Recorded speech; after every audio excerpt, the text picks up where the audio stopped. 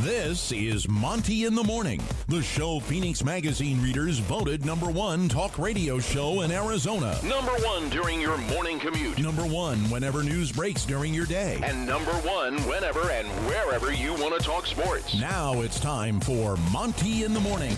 Hey, yo, man. How the heck are you? It is the Monty Show. Live in the Maverick Center studios of Salt Lake City Sports Talk. Let's go. Hey. Welcome home. Obviously a brand new, I don't know, what are we going to say about this? Is this a new beginning, a fresh start? The beginning of something new? The next installment. Yes, indeed. We are live in the Maverick Center studios of the Monty Show and could not be happier to finally be home. We've been working on this, as we've told you, for a long time, and we've been on the air 10 minutes, 10 seconds in the studio, and he's already breaching protocol. Yes, I have to. It's exciting, man. It is. To be here. I don't. That's the best thing that I can say is that we're super stoked to be here on the show, presented by the Advocates, UtahAdvocates.com.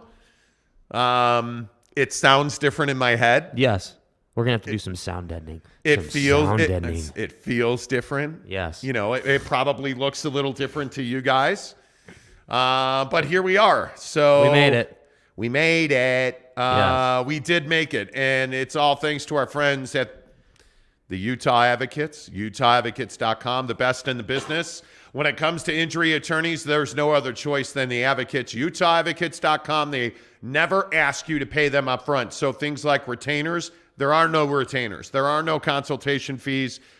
There's nothing. Get online right now at UtahAdvocates.com and chat with them for free on their website right now, UtahAdvocates.com. We, though, friends, have to talk about the Utah Jazz because the Utah Jazz are 3-0, and they are the biggest story in town. There is no doubt about that. And, Jake, I guess the question I would ask are, do you feel like Utah Jazz fans are happy at 3-0? Because I think one of the most interesting talking points and one of the most interesting stories around the Utah Jazz are that there's a lot of fans who expected this team to tank and would rather have them be 0-3, but I can't say it any clearer than I'm thrilled this team is 3-0 because it's fun to be a Utah Jazz fan again. Yeah, absolutely. And I think that Jazz fans are happily surprised. Like, that's kind of the sentiment that I got from it after that win last night. I think that it was so fitting to me that Kelly Olynyk was the one that got you the finger roll win in overtime. You know, Danny's guy, the guy that plays,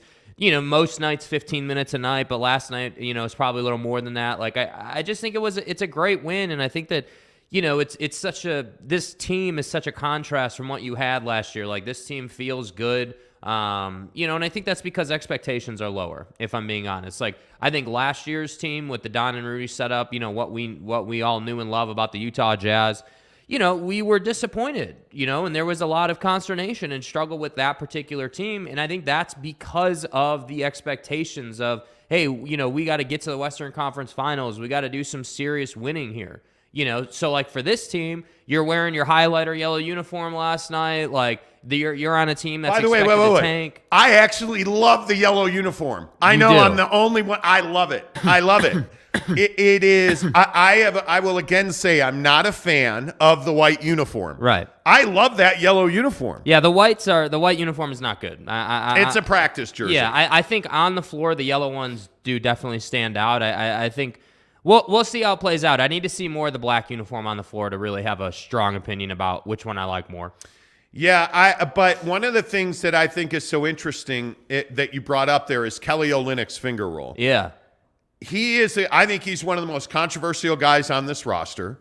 And I say that because he was traded for Bojan Bogdanovic. And, I mean, we've talked about it repeatedly on the show. We didn't feel like the Jazz got enough in return for Bojan Bogdanovic and all these conversations about the Lakers. And Kelly Olynyk has been one of the most important players on this team. I mean, if you look at his ability to hit threes out of the corner and then to make that play last night, it was just a huge moment in time for Kelly Olynyk. And I think it's almost that play might be his moment of arrival, if you will, for the Utah Jazz. And I think it's one of those things where you look at Kelly, you know what he is. He's a veteran. He's a big guy. He's one of those guys where, you know, you don't think that he's critical to your success. But on this team, I actually think he's critical to your success. That doesn't mean he's your best player. That doesn't mean he's your most important player. Right. Nobody's saying that. But I don't think there's any doubt that Kelly Olynyk is part of the fabric, the foundation about what's good on this team. I still hate the Bojan Bogdanovic trade, but I love what Kelly Olynyk, Jake, has brought to this team over the first 3 games. Yeah, and I think that speaks right to the expectation thing. Like, again, if you say, so saying 2 different things, right? So if you say, hey, we expect this team to be a Western Conference champion, right? And then they go, whatever, they have some terrible season, everyone's going to be all pissed off. But if you say, hey, you know, we expect this team to tank. We expect this team to be in the VW race. We expect this team to just not win most nights. And then they go 3-0 and then they do all this great stuff. Then everyone can feel good about it. And that's what I feel like is happening right now. And I think it's a great thing. I think it's exciting. It's fun. I have to be honest with you. It's nice to show up on day one, you know, in our new studio having a positive conversation about the Utah Jazz, right? Because we know that, like, if you look around Salt Lake and you look at the sports landscape, we know that Utah was on bye and BYU got their life kicked out of them basically against Liberty. And now, I'm sorry, their life kicked out of them. Yeah. Yeah. And we'll get to that. Good morning, Kawhi. Yeah, we'll get to that. But my point just is that I think, you know, stories like Kelly Olynyk or even Jordan Clarkson and, you know, his ups and downs and like his absolutely garbage shot selection late in the game, but then he hits like a big shot on that Laurie play late in the game where Laurie saves it at the midcourt. And like, that's what I mean. It just feels good to have a team that doesn't have a lot of expectation, working their ass off in the middle of these games, and they wind up getting the result that they want. That, to me, I think is why it feels so good. Yeah, and I do think it's surprising that they went to New Orleans and won because I think New Orleans, by any measure, is one of the best teams in the conference. I think they're one of the best teams in the NBA. No surprise, though, that Zion Williamson fell on a bucket of bonbons and missed the second half, essentially. Yeah, that's not ideal. He's already hurt with a posterior hip contusion. That means he fell on his bum, and he has a bruise. But you lose Brandon Ingram, you lose Zion Williamson. I don't care. The Jazz beat the Pelicans. It doesn't matter. But why did you lose Zion? Like, I think it's a really important point. You lost Zion because Jordan Clarkson worked his ass off to get back on the defensive end and make that crazy block. Like, I think that, like, that's what I think we're starting to see the early returns on Will Hardy. Like this team is going to work hard every single night, and I think it will be interesting. Like, when we get to game, 25, when we get to 30 games, are we still seeing this type of fight? Like, when does the first wave of adversity hit? Because I think that now is the question. We know this team is going to be high energy. We know this team is going to be work hard team and really get after it team. But what happens when, that first blowout comes through? How do they bounce back? That's what I think will be interesting to see. Yeah, Josh Lovren says that Kelly Olynyk is the Jazz version of Draymond Green. Yeah, maybe. You don't buy that? Nah, I don't love that comparison, but Yeah. BB says we have beat 3 really legit teams. You have. Well, tonight you're going to Houston, where you are a 1-point dog. Right. The number though, look at the over/under right there. 232. That's 116 points. Yeah. I mean, that's a lot. Yeah, and I think the interesting thing about, again, Houston is you're not going to outrun Houston. No, you're not. That's the thing. So this whole thing about how, hey, they're out working teams and they're out hustling teams and they're just, they're playing that brand of basketball. Against certain teams, that's not going to be an X factor. So, like, against Houston, I would expect a lot of turnovers out of Houston just because they're not a great team. But at the same time, I would expect the Jazz to turn over probably 15 to 20 times tonight as well, because I think that, again, Houston has length, they have speed, they have athleticism. So that's and it's a back-to-back. And I mean, this is the first night, I think, where you would expect the Jazz to lose. I mean, and Houston's a handful. Tonight, Load management. Load management. We need to load manage. But I think that's interesting. I have no problem managing my load. I mean, I think that, that's probably awkward. What? But it brings us to our next question. Grow up. It brings us Don't, please, ever don't grow up.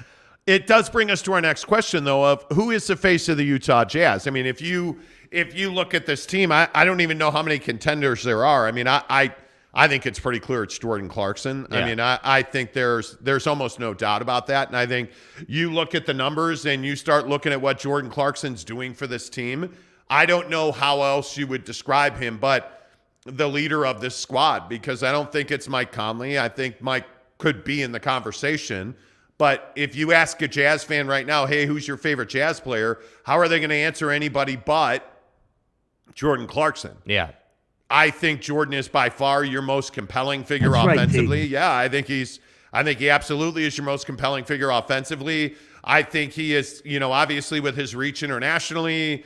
I just think he's your most compelling guy, Jake. I mean, I don't even know that there's a second option for who the face of the Jazz are. Yeah, I think, Vanderbilt is certainly pushing it. I think that, he made a bunch of plays last night. I think that, he's got a certain swag about him. Like, he's definitely going to be a fan favorite as games go on and as time goes on and you work into the meat of your schedule. But, yeah, I mean, I would agree that I think JC right now is the familiar face. And I think the reason he's the face of your franchise right now over Mike Conley is because JC is the young, energetic guy who and he's not a young guy anymore, obviously, but he's the younger guy who fans know and they know his game. And I think that, again, it's just so fitting, like on a team that everyone expects to be a lottery team, that you have Jordan Clarkson starting and still taking some of those bad shots. Like that's going to be something he's going to work on.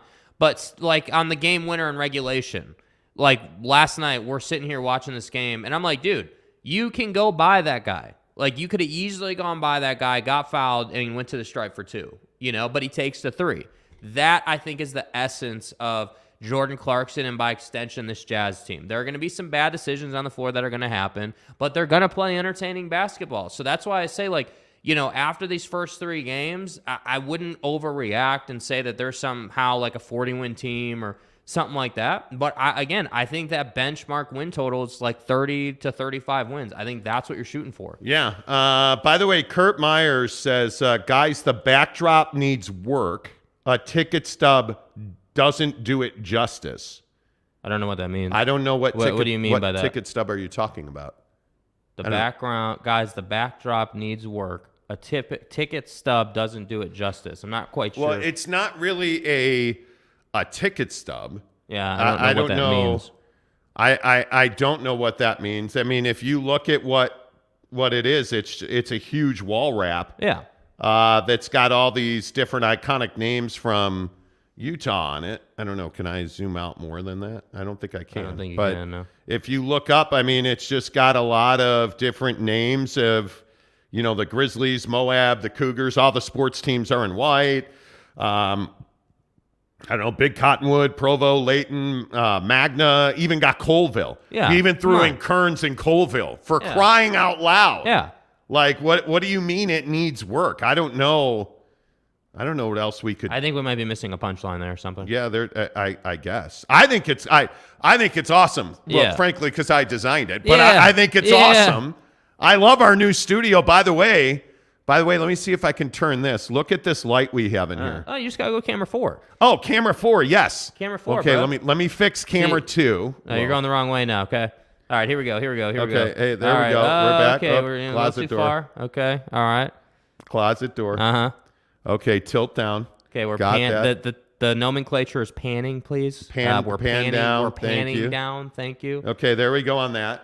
Camera 4, though, like we even have like a cool guest chair. Yeah, so this is the guest chair. Guys, look at this guest chair that we have. Thank you to our friends at RC Willie. This is the guest chair. But look at this light. Look at this light that we have. Yeah. I mean, that's amazing to me. Yeah. That light's awesome. Like, and again, the studio's ongoing. There will be other changes and things that happen. I think you got to pan down a little more. By the way. On us? Yeah, on us. Yeah, a little more. You got a little pan more. down. Just a little more. What you mean, fool? Yeah, there you go. There you go. That's what you want. There we go. Okay. Yeah. All right. Anyway, Kurt, thanks for derailing things. Yeah, thanks for ruining the show, Kurt. Jeez. Anyway, let's see. Congrats to Dwayne Wade on the Monty Show rebrand, Jake Sperling says. I don't understand that. Are we just slow today? Maybe. Yeah. Like, maybe what am I like missing? we're just missing what am I missing the here, comedy. I don't Yeah. know. Jake Sperling. I don't know what that means. I don't know what that means. But let's see. Renee Roca says the backdrop is only missing Hugh Freeze because he's BYU's daddy. Hey, Wow. talking shit. Yeah. Wow. Are you serious right now? Good Lord. We this morning on this show are not leading with BYU because it's not Victory Monday. We are leading with the Utah Jazz, who are 3-0. Here's a question for you.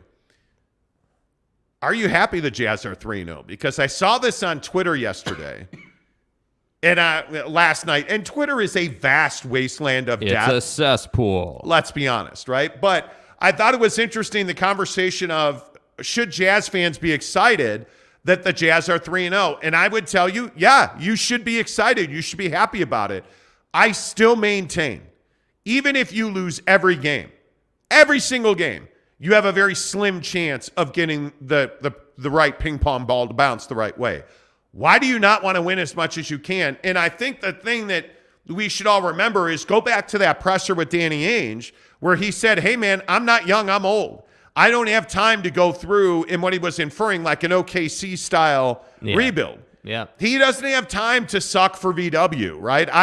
I think that this team, it is shocking that they are 3-0. There's no doubt about that. But let's bathe in that awesomeness. Rejoice. Let's rejoice in that awesomeness and just enjoy the fact that this Jazz team is actually competitive and they're 3-0. I love it. I think it's actually really fun to watch this team play. I think it's really interesting that fans in Salt Lake City, generally speaking, like sports fans overall, because we see this with Utah, we see this with BYU, like you see it across the board. Like I think Salt Lake City sports fans have trouble sometimes, like just enjoying the moment, like just enjoy the fact that they're winning games. Because in December, when it's like 5 degrees out and you're watching the Jazz get shellacked by some great team, you're gonna be like, damn, when we were 3-0, I should have enjoyed that moment. Remember those days? You know what I mean? Like it had snowed. I remember that when they beat New Orleans, it had snowed for the first time. And, you know, it was crazy that the West bench actually got like snow and the East bench didn't. And, you know, like it was crazy. What am I even supposed to say? Anyway, the point is, enjoy this. Yeah. It's fun. And I think you're looking at guys like Lauri Markkanen and Jordan Clarkson. One of those two guys is going to represent this team in the All-Star game. I personally hope it's Jordan Clarkson. But, I mean, this is a good basketball team. They're going to compete night in and night out. And you talked about Will Hardy. I think Will Hardy is putting his stamp on this team on a possession basis. Like every possession up and down the floor, I think Will Hardy brings a different flavor and a different enthusiasm to this team. Enthusiasm. There's so in the video thing for the show, we have this video that I put in there of the Jazz locker room celebrations. And I want you guys to notice like just how happy these guys are. Like you would not have seen this, I feel like, last year. Is it in there? Should be in there. Okay, I'll put it in there. Thanks. I mean, we could play the Hugh Freeze one again. No, I don't think we need to play the Hugh Freeze one again. Yeah, I don't. Jake, I don't see it. So I know that I don't handle that here, but that's fine. Right. What I can tell you while Jake loads that is that our basketball talk on this show is presented by our good friends at TryDayTrading.com. TryDayTrading.com/Monty. Get off the hamster wheel of your 9 to 5. Get off the hamster wheel.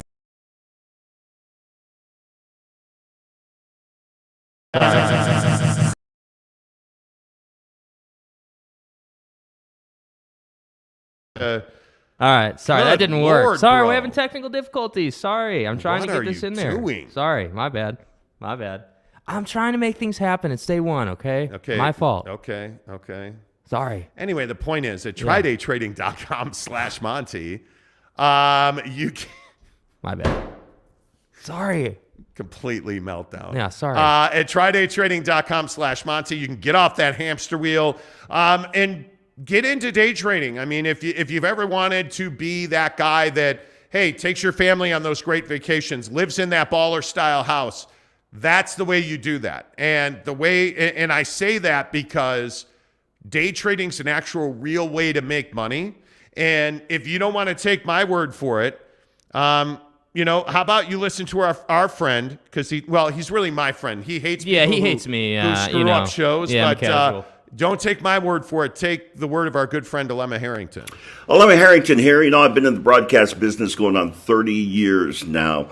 And after that amount of time, you start to be able to pick some winners. I want to share a winner that I'm aware of with you, and that is my guys at Tri-Day Trading. They're going to teach you how to trade, and then they're going to let you trade using their money and then split the profits with you. That's a pretty winning deal.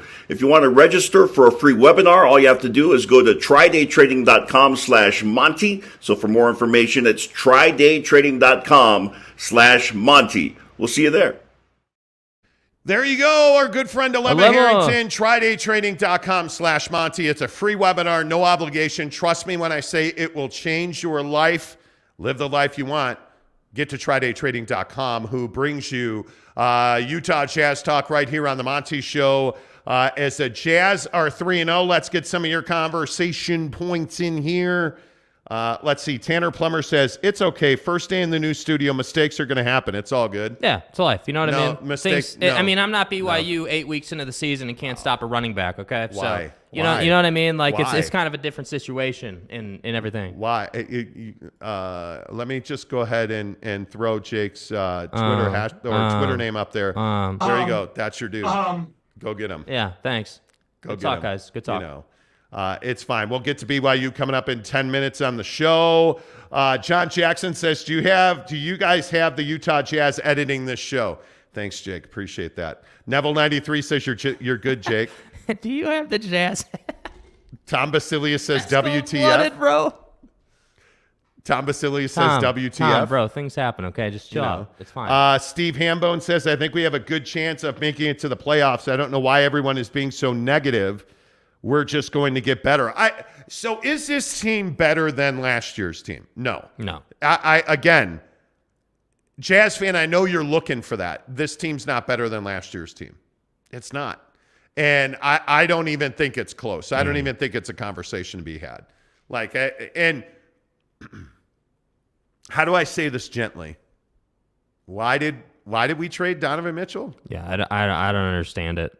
Did anybody see what Donnie did last night? And Jake, what did I say he would do this season? 30 points a game. He'd average 30 points a game. And how many games have they played? 3. Yeah. How many times has he scored 30 points? 3. Donovan Mitchell is actually defending really well. He's shooting the 3 pretty well. He's playing in the mid-range. And I don't know how to break it to you. Donnie actually is passing the ball. I'm for real. Why did you trade this guy? This is, again, I know it's one of the most controversial subjects, but I don't understand what the rationale was in trading Donovan Mitchell. And I know we've had this conversation repeatedly, but if you look at this team that you have now, you're 3-0. I've never thought, but it just is reaffirmed to me. They're not tanking. They're not trying to lose games. They're not going out of their way to lose games. Why did you trade Donovan Mitchell? I don't understand it, because the return you got is not better than Don. And obviously, Lauri Markkanen, Colin Sexton, okay, great. I totally understand it. Those two guys have been good. But you look at the way Walker Kessler's played, his compete level's very high. You just look at the way that trade transformed this team. And I don't understand why you traded him. I don't understand why the Jazz traded Don. I don't know. Maybe I'm making too much out of it, but it just doesn't. Watching Donovan Mitchell play for Cleveland is frustrating. Yeah, 100%. I think a lot of the reason they traded him is because they just wanted a fresh start. I think that's what they wanted. I honest to God think it didn't have anything to really do with basketball or like his performance on the floor. I think they just wanted an entirely fresh start out of the organization. That's what I think they wanted. And I think, as far as like the guys who are still here, those guys are not like, I'm not going to say they're not difference making. Obviously they make plays and they make a difference in the game, but I think, from like how the organization feels and like what people know and think of the organization, I think if you were going to trade Rudy, they felt like, hey, we need to trade Don, and that's what I think the decision was based on. But I have to agree. I mean, if you had Don and he was playing this way for the Jazz, the way he is with Cleveland, obviously it's a very dynamic situation. Yeah. No, I agree. Tanner agrees. Jake Sperling says, have you ever seen an offseason with 4 trades and everyone is happy? The Wolves love Rudy. He's dominating for Minnesota. Am I the only one who thinks it's awkward that Karl Anthony Towns is playing the 4? And I know this is what Towns wanted. He doesn't look comfortable at the 4 to me. Well, the problem is when you're playing the 4 at his size, you don't have the quickness advantage anymore. Hello. Oh, what happened there, Jake? Hello. What happened? Is this my punishment for messing up the show? Is that what this is? Hello. I have no idea how your camera got all messed up. There you are. Thank you. No, I mean I think that. Yeah, I think trading Donovan Mitchell was obviously a difficult decision. I think trading him, I probably would not have traded him. Again, hindsight's 2020. Although, because this is YouTube, you can go back on the channel and kind of see what we said about it then. And I believe we had said that, the trading Donovan Mitchell, we would not have done. I we wouldn't trade Don unless it was some ridiculous package. And I have to be honest, I don't. Whoa. Hello. Hey now. Hello. 100% my fault that time. See, technical difficulties. Things happen. It's day one. These remote controls for these cameras. Hello. There's the rest of our studio, by the way. Hey, look, there's Jake. Oh, hi. Hello. Look at there's Jake Hello. right there. Is it me you're looking for? This is unbelievable. You guys will have to deal with this on day one. Sorry, guys. Sorry. Yeah. Sorry. Anyway. And this is Tanner's fault, really. As the executive producer of the show, I would have expected, better on day one. You know what I mean? I would have. But it's fine, I guess. Better. There you go. Yeah, but I think you're right about. The Wolves love Rudy. I don't think there's any doubt the Cavs love Don. Yeah. Right? The Nets love Royce. Pistons love Bojan. And Jazz fans love this team. I don't think you're wrong about that at all. I hate the Bojan trade. That's the one trade. And I know that everybody says I'm a Jazz homer and I love Danny Ainge. You're not wrong. I think Danny Ainge has done a great job. I hate the Bojan Bogdanovic trade. Yeah. I hate it. Can't stand it. It's a cash dump. That's what it is. And that's I think all there's no it is. getting away from it. It just is what it is. And that's the thing. There's really no other way to describe that it was a salary dump. And it does get you out of the luxury tax. And, hey, man, I get it. There's real value in that. Yeah. It just makes me crazy that you traded Bojan Bogdanovic for Kelly Olynyk, right? And I'm not saying that Bojan should be here. I'm not saying any of that. I started the show by saying Kelly Olynyk has been a really valuable member of this team.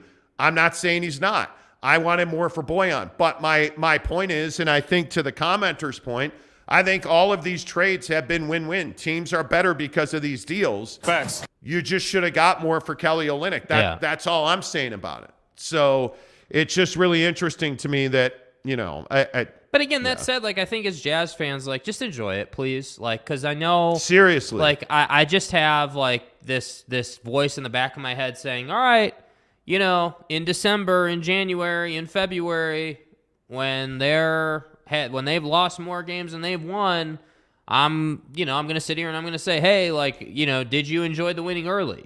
And it'll be really interesting to see how it goes.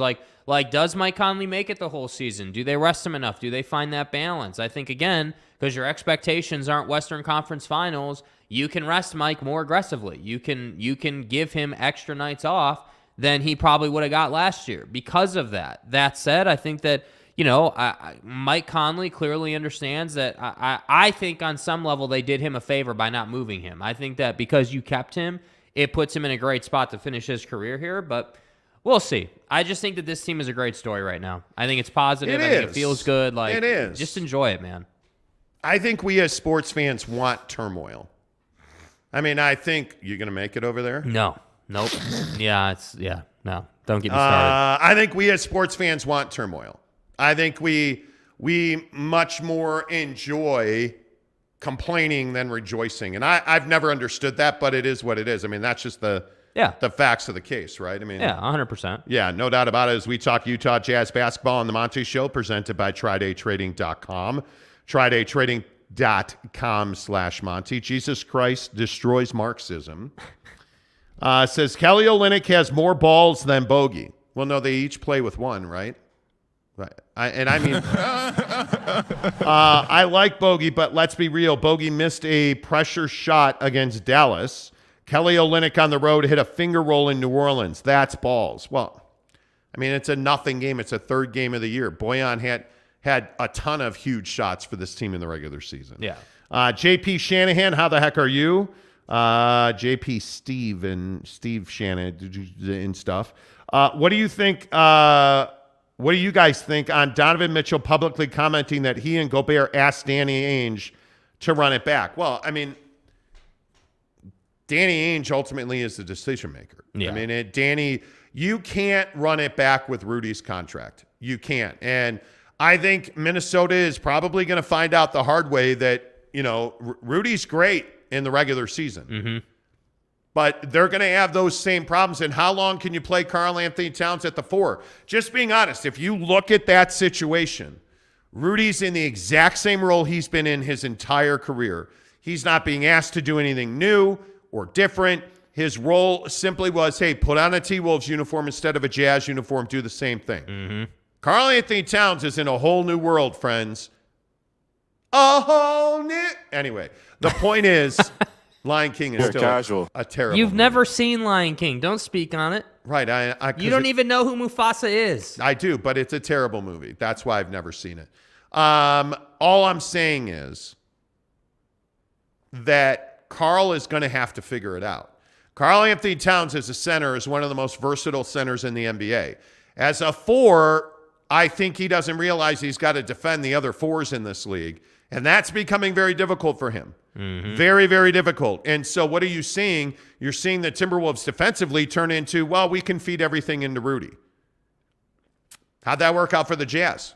Because I think watching Rudy with the Timberwolves, we've seen that quite a bit, where it's been, hey, feed everything into Rudy. And I think that's a lot of what you're seeing right now. Yeah, and I think they're naturally going to have to find the balance defensively. I mean, you're when you have guys like Karl Anthony Towns and Rudy Gobert on the same team, you're going to have to figure that out, like how you're going to rotate and like what the operation is going to look like. I do think, unfortunately for Rudy Gobert, his teammates, whatever team he's going to be on, inherently are going to feed guys to him defensively because that's his highest and best use. That is his ultimate purpose and value on a basketball team, to protect the rim. So if they're not even going to be able to do that, then what's the point of having Rudy on your team, right? Like if you can't feed guys to Rudy Gobert, what is the point of signing him? And I think that was the whole essence of bringing him to Minnesota. Their thought was, hey, if we can get better defensively, and if we have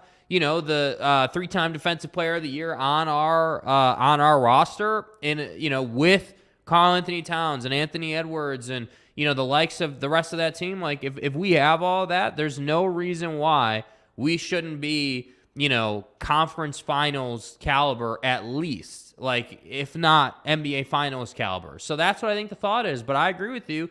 You can't just simply send some of the best athletes in the world to Rudy and think that he's going to stop him every single time, because that's not how the league works. And I think that it's just a recipe for disappointment, if I'm being honest with you. Like, to expect him to stop everything is just not, we've seen that. We've been down that road as Jazz fans and as people who cover this team. We know where that path goes. So I just think it's not a great strategy. Yeah, I think it's going to be very interesting. I know you think the T-Wolves are very good. I don't think they're one of the best teams in the West.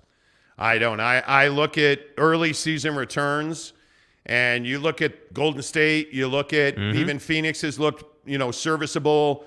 I look at the teams at the top of the West. I still maintain that Denver's going to be better than they are now. And I look at Golden State. I just think there's a lot of teams. The Clippers, certainly.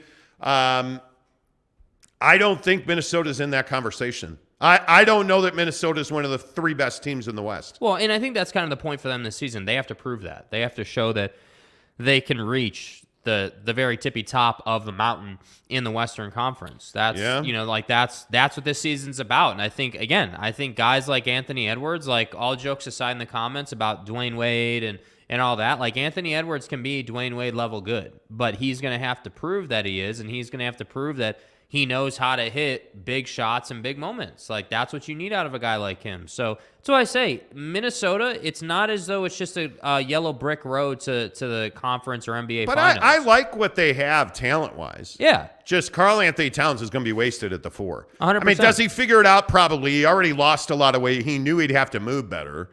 But he's never going to be one of the best 4s in the league. Yeah.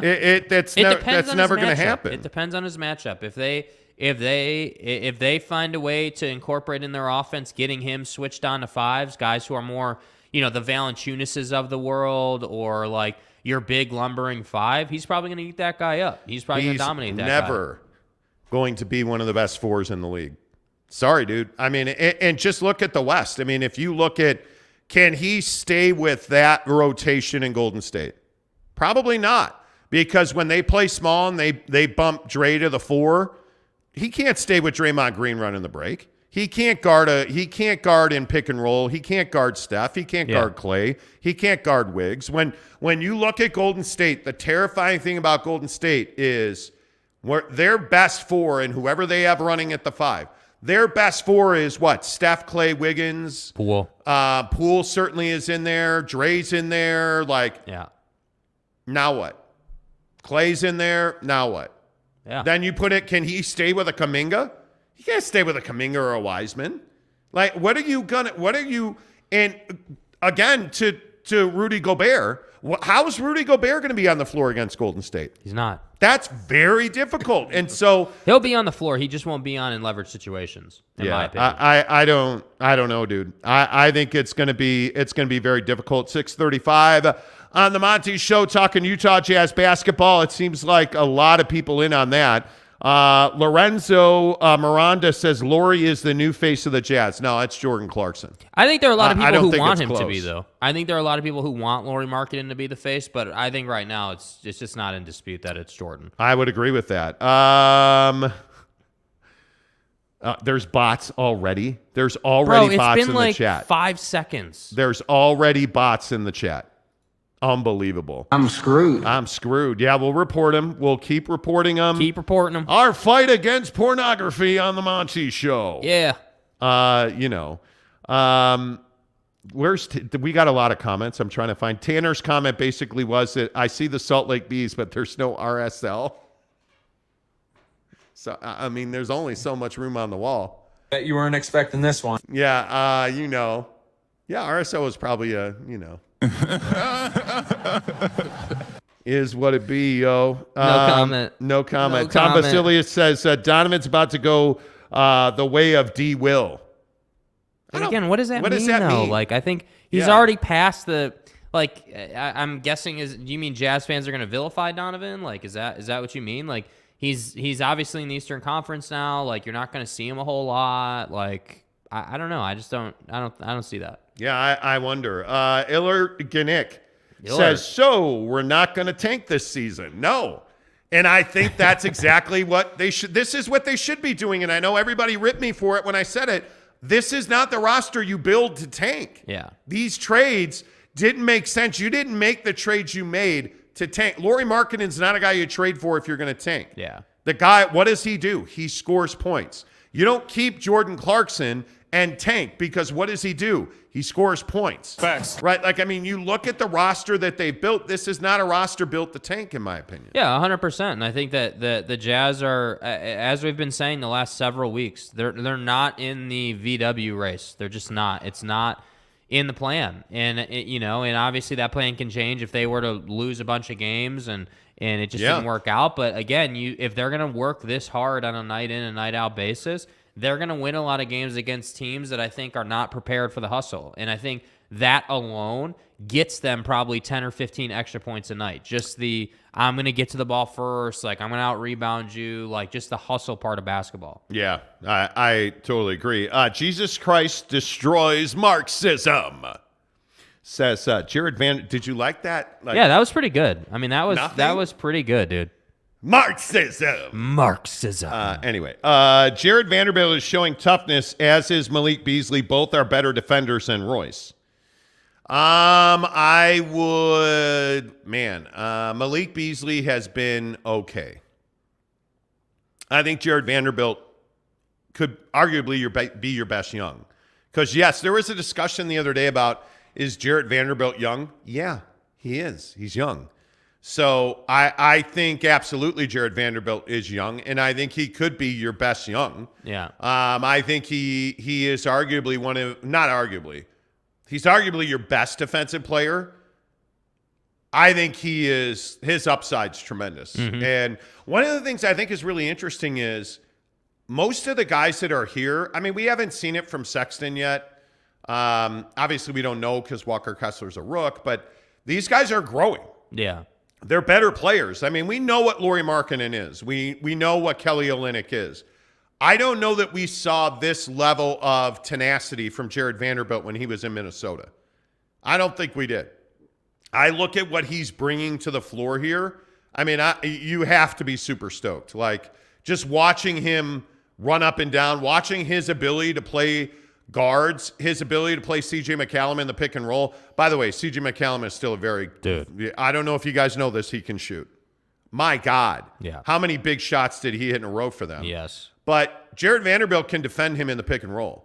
And I think that's really critical. And again, they're 3-0. I cannot actually wait for this Houston game. Yeah, like this is going to be an incredibly entertaining game. Like you need to be ready for that. Like this is going to be a fast-paced, up and down kind of game. And I think, you know, this whole back-to-back thing, I wouldn't be surprised if Mike Conley sat out tonight. But at the same time, that opens the door for somebody else. So to me, I just don't think, you know, there's no issue with resting Mike Conley and just going with the guys you feel like you want to play because you don't have expectations. And I think it's a very dangerous place or you know, maybe dangerous isn't the right word, but like think about it. If you're an NBA team, you don't have expectations and every option is available to a head coach like Will Hardy, a young guy who's open to new things and open to trying new things, you're going to win a lot of games in different ways that people don't expect. And that's what I think this team is right now. They are the shot out of the dark, if you will, the team out of left field, the surprise of the league that they're 3-0. Will this continue? Probably not at this rate, right? Like you're probably going to, you'll like after 10 games, are you a 600 team? We'll see. I don't know, but clearly they're capable of beating good teams by outworking them. I want to see what this team looks like against, the Warriors, the Suns, Boston. How large is the gap? That's what I want to see. Well, and I mean, you're gonna obviously you're gonna find out. I mean, it's really interesting. It's really interesting. I don't know. They're going to compete against everybody. I'm sitting here thinking to myself, like, is there a team that they can't play with? I mean, the tape is going to be out there. You're going to start finding game plans for this Jazz team. Yeah. That's why I say enjoy it now. They're 3-0. There is no game plan for the Jazz. I mean, this is a league that's built on getting up and down. And I think that they can do that. And I think I really want to see Colin Sexton get into this full time. Mm-hmm. Because I still don't think that he's 100%. I really don't. I still don't think that he is. And again, this is just my opinion. I don't think that Colin Sexton is 100% yet. I think he's coming back off a serious knee injury, and that takes time. Well, and look at what you're seeing with Kawhi in LA. I mean, you're seeing they're bringing him off the bench. They're really taking their time managing his load. Yeah, they're managing his load, which obviously is a big load to manage, and it's tough and it's difficult, but they're still doing it. And I think that, Kawhi looks good in the minutes he's getting, and as you would expect. And I think you can use that same logic with Colin Sexton. I would expect Colin to really get it going in the next couple of months. Like, I would expect him to kind of take this surge forward defensively and like tenacity wise once he is fully healthy. 232 is the over under tonight against Houston. Yeah. It's 116 points each. I like this Jazz team against Houston. I do. I think Houston will turn it over a lot, and I think the Jazz will make them pay. 232. Yeah. That's crazy. That's crazy. What's up, NY Monty fan says, congrats on the new Stoods, looking funky fresh. Thank you, sir. Thank you. I agree. Let's see. Boyd Lake says you can leave the Jazz, but you can't leave them alone. See what he did there? Okay. Tanner Plummer says, all right, it's time to talk about the clown show that is BYU. and kick a person when he's down. Do we have to talk about BYU? Can we not? I don't. Can we not? Because it's garbage. Good God. I don't know. Let's do that at 7. Let me just enjoy. Let me bask. Can we just Can we have bask a in the enjoyment of the Jazz before we rip on. Tom Brady and Aaron Rodgers at Football at 50, presented by Quick Quack Car Wash? The biggest stories in sports this morning, and I don't think there's any doubt that the Quick Quack Car Wash biggest story in sports is the Jazz being 3-0. Certainly BYU's loss at Liberty. I mean, I don't know how you explain that, especially since Kalani says he called the plays. So that's no longer an excuse. And listen, everybody's like, oh, do you believe him? It doesn't matter if we believe him. He said it. Right? So we'll talk about that coming up at 7. I certainly think some of these stories out of the NFL yesterday, the Oregon Ducks swooping UCLA, I think is absolutely a story about, who the best team in the Pac-12 is. November 19th at Autzen Stadium in Eugene. It's the Utes. It's the Ducks. It's for all the marbles in the Pac-12. Yeah. Like that game now becomes just a behemoth. Because both teams, the Utes play Washington State on Thursday. Both those teams have very winnable games, and it's going to be very interesting to see exactly how Utah comes off of a bye in Pullman on a Thursday night, 8 o'clock on, on Fox. Wow, look at that typo. Dude. Utah Utes on BYU week. Bro. How crazy is that typo? I swear. That must have been autocorrect. I swear. How often does autocorrect get us every day? I mean, it gets me all the time, dude. I mean, are you kidding me? Bet you weren't expecting this one. Are you kidding me? Yeah, Utes are at Washington State Thursday night at 8 on Fox. It's going to be a tough game. You're going to be rested, which is great. That's a huge game. But that's a super important game. That is a huge, huge game. And obviously we'll get into that later in the week, but that's a huge game. I think it's a great time to be a sports fan, and it's a great time to get your car washed at Quick Quack Car Wash. Obviously, with the first snow of the season yesterday, we got dumped on in South Jordan. It was glorious. We never, ever get snow in South Jordan. Right. It just doesn't happen. Right. So seeing the Okers covered in snow and Tooele getting snow, and I mean, it was absolutely glorious. Yes. To see that, yeah, man, we got snow. You're going to have to get your car washed. Driving down Bangor this morning on our way here to our Maverick Center studios of the Monty Show. Drove through the wet and the snow and the salt. Got to go to Quick Quack Car Wash today after the show to make sure we keep the paint on Klaus, the Audi. Nice and clean. We do it at Quick Quack Car Wash because they're always friendly. It's always fun. They're always smiling. I love that they wear ties, and it just feels good to go there. I hate those car washes where it takes an hour to get through. The people don't look like they want to be there, and then you get out and you look at your car and you're like, oh, yeah, they missed all that. You're casual. No, they don't miss it at Quick Quack. I love it. Our biggest stories in sports every morning, presented by Quick Quack Car Wash. A couple more of your thoughts on the Utah Jazz. Boyd Lake says, guys, 5 minutes to the NFL music. Love it.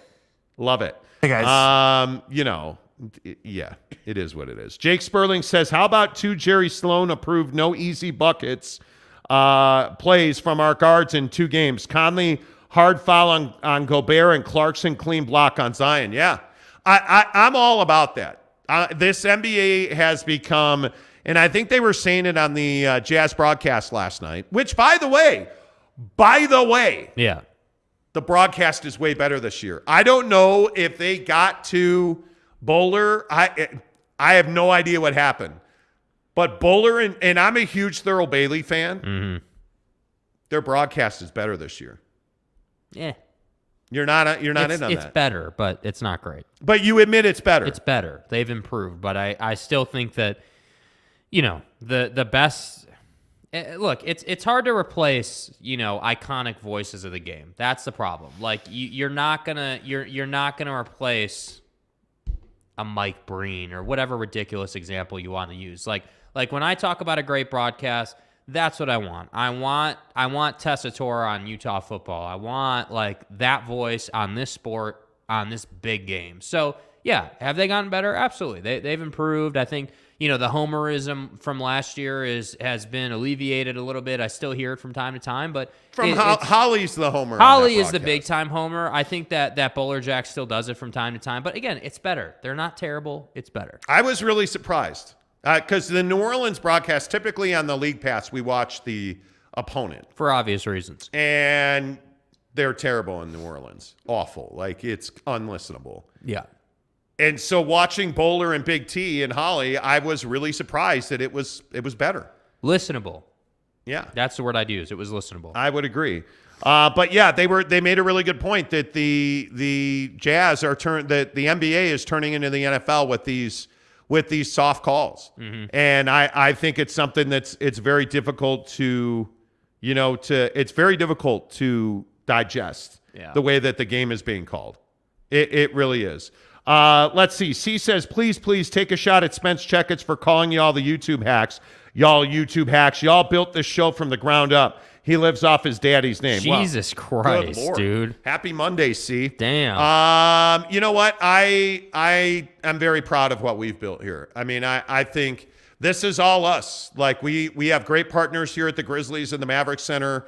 But this studio is 100% us. The fine folks, Kevin Bruder and the guys here at Maverick Center, Brian Pruch, Jared Youngman, like all the people we deal with routinely, gave us the freedom and the creativity to build what we wanted to build. And we spent a good chunk of change doing this with Wayman Brothers Construction.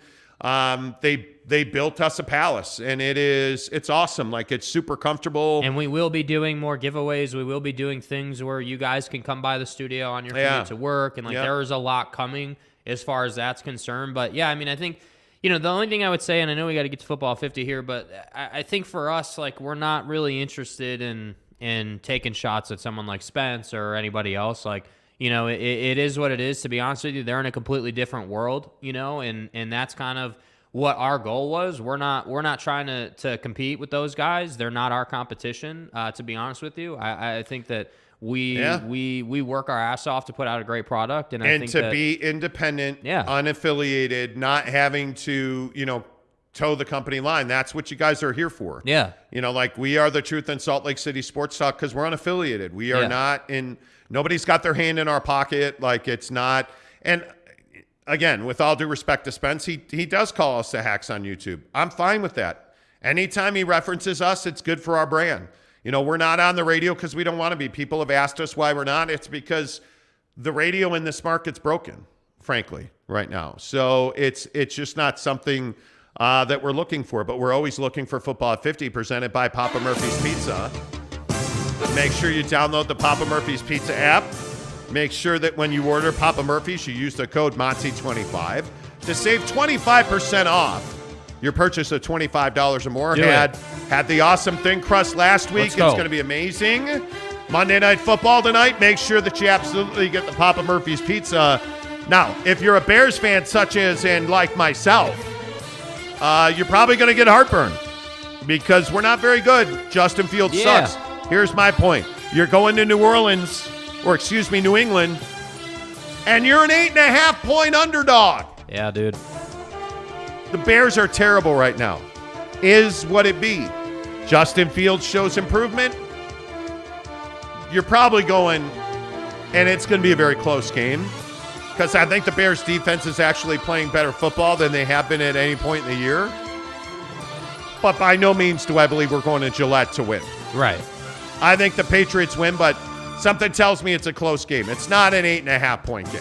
Yeah, I think the problem is that against a Belichick-led defense, there's going to be turnovers for Justin Fields, more so than normal. And I think that I'm starting to come to the middle on Justin Fields. Like, I'm never going to come off of that I think he doesn't have a ton to work with. I do, we were watching some tape and looking at his game, and yeah, there are a lot of times where he's got a guy who's open, and again, he's open by NFL standards, which is very different than open by college standards, but he's open, and you need to get the football to him. And it's like, I don't know how you, other than sitting in the film room with your quarterback's coach or your offensive coordinator or whatever and working on it, I don't know how you get him to hit those routes. I don't know. Yeah. Yeah, I don't know. You know what? I think Justin Fields is not an NFL quarterback, period. But I think the question is, I don't disagree with that, but the question is, can he be? Can you get him there? That's my question.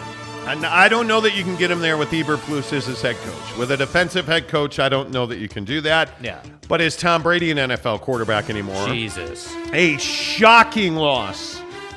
The Carolina Panthers beat the Tampa Bay Buccaneers 21-3. Yeah. Tom Brady hit Mike Evans with a dime, and Mike Evans dropped it. It was a touchdown, and Evans dropped it. Is that Tom Brady's fault? Absolutely not. But it seems like he's doing a lot more yelling at his offensive lineman than he is of throwing touchdowns. Is Tom Brady done? I don't know that he's done. I think the issue is he's distracted. He's been distracted, and I think when you're distracted and you're taking extra days off, the issue I see with him taking days off is not extra reps throwing spirals on the practice field. That's not the issue. The issue to me with taking days off is you don't have that cohesiveness with your team. Publicly they're all saying, yeah, sure, we believe in it, and losing is unacceptable, and we got to be better. The classic company line out of a Tom Brady-led football team. The team line. Yeah, but I'm not going to sit here and buy that this Tampa Bay Bucs team is in a good place, because they're clearly not, and I don't think we've seen this a lot out of Tom. And so my question is, Tommy, is this a bad year, or is this what Tom is now? Because if this is what Tom is now, he should just take his ass to retirement. So you're saying that he's distracted with his divorce? Yeah, he's distracted with Gisele's Bunchton, and I think that he's not putting the effort and really, I'm not even going to say the effort, because I think the effort's there. The commitment level mentally to really lead the team and really be that guy that he's been is not there. I don't know that I'm ready to say that. I think Tommy, the old Tomster, Tominator. I think Tommy can't be responsible for Mike Evans catching a touchdown. Right. He just can't. The other game yesterday that I thought was interesting was the Commanders beating the Packers 23-21. And Aaron Rodgers, after the game, says, yeah, maybe this is the wake-up call we needed. I know for a fact Tom Brady and Aaron Rodgers are still two of the best quarterbacks in this league. Yeah. But I think what you're seeing is they're not good enough anymore to make mediocre players good players. You're not making Julian Edelman a superstar. You're not making Chris Hogan a superstar. They're not good enough to do that anymore. And I think when you see that, Randall Cobb's out of that lineup, and that's the biggest issue for me, is that you don't have the horses to throw to anymore. And I think when you let your best receiver waltz over to Las Vegas and you think you can just replace him, best receiver in the league, I think you have real delusions of grandeur about who Aaron Rodgers is. Yeah. And I think that's the biggest story. But you look across the NFL yesterday, and what I'm telling you is that there's a lot of questions about who's great and who's not. The Buffalo Bills are by far the best team in the NFL, in my opinion.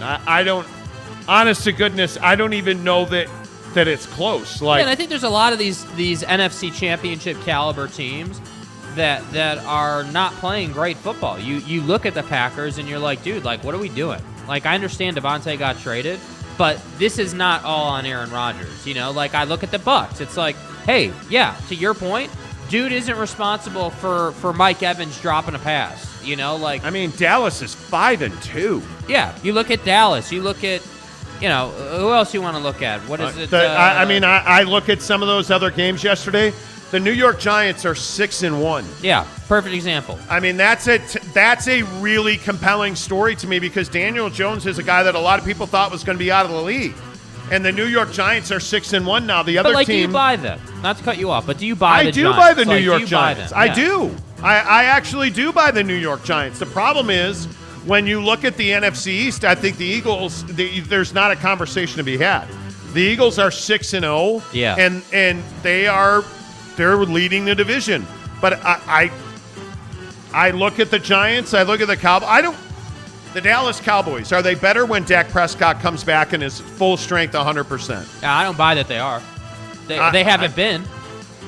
I don't. Right? I think they have sputtered, and I think they got the absolute pleasure of playing the the Detroit Lions yesterday, and I think Dak Prescott was horrifically average. Yeah. Yesterday, because he's not that guy yet. But you're paying Ezekiel Elliott $15 million for 57 yards and to average 3.8 yards a carry. Yeah, I mean, there's no question you're overpaying him. I think that you're in this place in Dallas where I feel like you have to move on from the old guard and sort of reinvent this team. Well, don't you have the old guard includes Jerry Jones? Yeah, I agree. And that's what I'm saying. Like, I don't think that a Jerry Jones-led organization will ever win a Super Bowl. I just don't. I think, when I start hearing about, sexual assault allegations from the ownership office and, like, you look at contracts like Zeke's contract, you look at the fact that Dak is always hurt, like, the offensive line typically is hurt. In the 1 year they had that great offensive line, they were road grading teams with Zeke back there. They had a pretty good year. They didn't go to the Super Bowl, and that's precisely my point. You have to have better leadership. Yeah, I agree with that 100%. Tanner Plummer says, I'm buying the New York Giants. They're good. Josh Lebron says, Jets are winning despite Zach Wilson throwing 1 TD in his last 4 games. Zachy Poo has been pretty average as well. I don't know how they're doing that. I really don't. As long as Gerald Jones is running the Cowgirls, they'll be what they are. Gerald. I agree with that. Gerald. SDSU, San Diego State Aztecas. San Diego. Good morning, folks. Raiders looked all right. Jacobs looked great. Aztecs, Suns, and all 3 of my fantasy football teams won. Niners lost. A perfect Sunday. You ain't wrong. Yeah. You ain't wrong. The only thing you're wrong about is not going to Papa Murphy's Pizza. 911, what's your emergency? Something is in my house. I'm sorry, say again? I smell something delicious and I don't know what it is. Ma'am, can you describe it for me? It smells like golden crust, freshly shredded cheese, and pepperoni. Ma'am, we've traced the smell, and it's coming from inside your oven. What do you mean? It's a Papa Murphy's Jacko Pizza, and it's just $10. Ah, amazing. Papa Murphy's. Use the promo code. I'm going to miss that commercial. We're on our last week of those spots. I'm really curious, yeah, because Halloween's here already, which is crazy, but I'm really curious if they're going to have a Christmas special or Thanksgiving special or like what the vibe's going to be. Yep, I agree. Use the promo code Monty25. MONTY.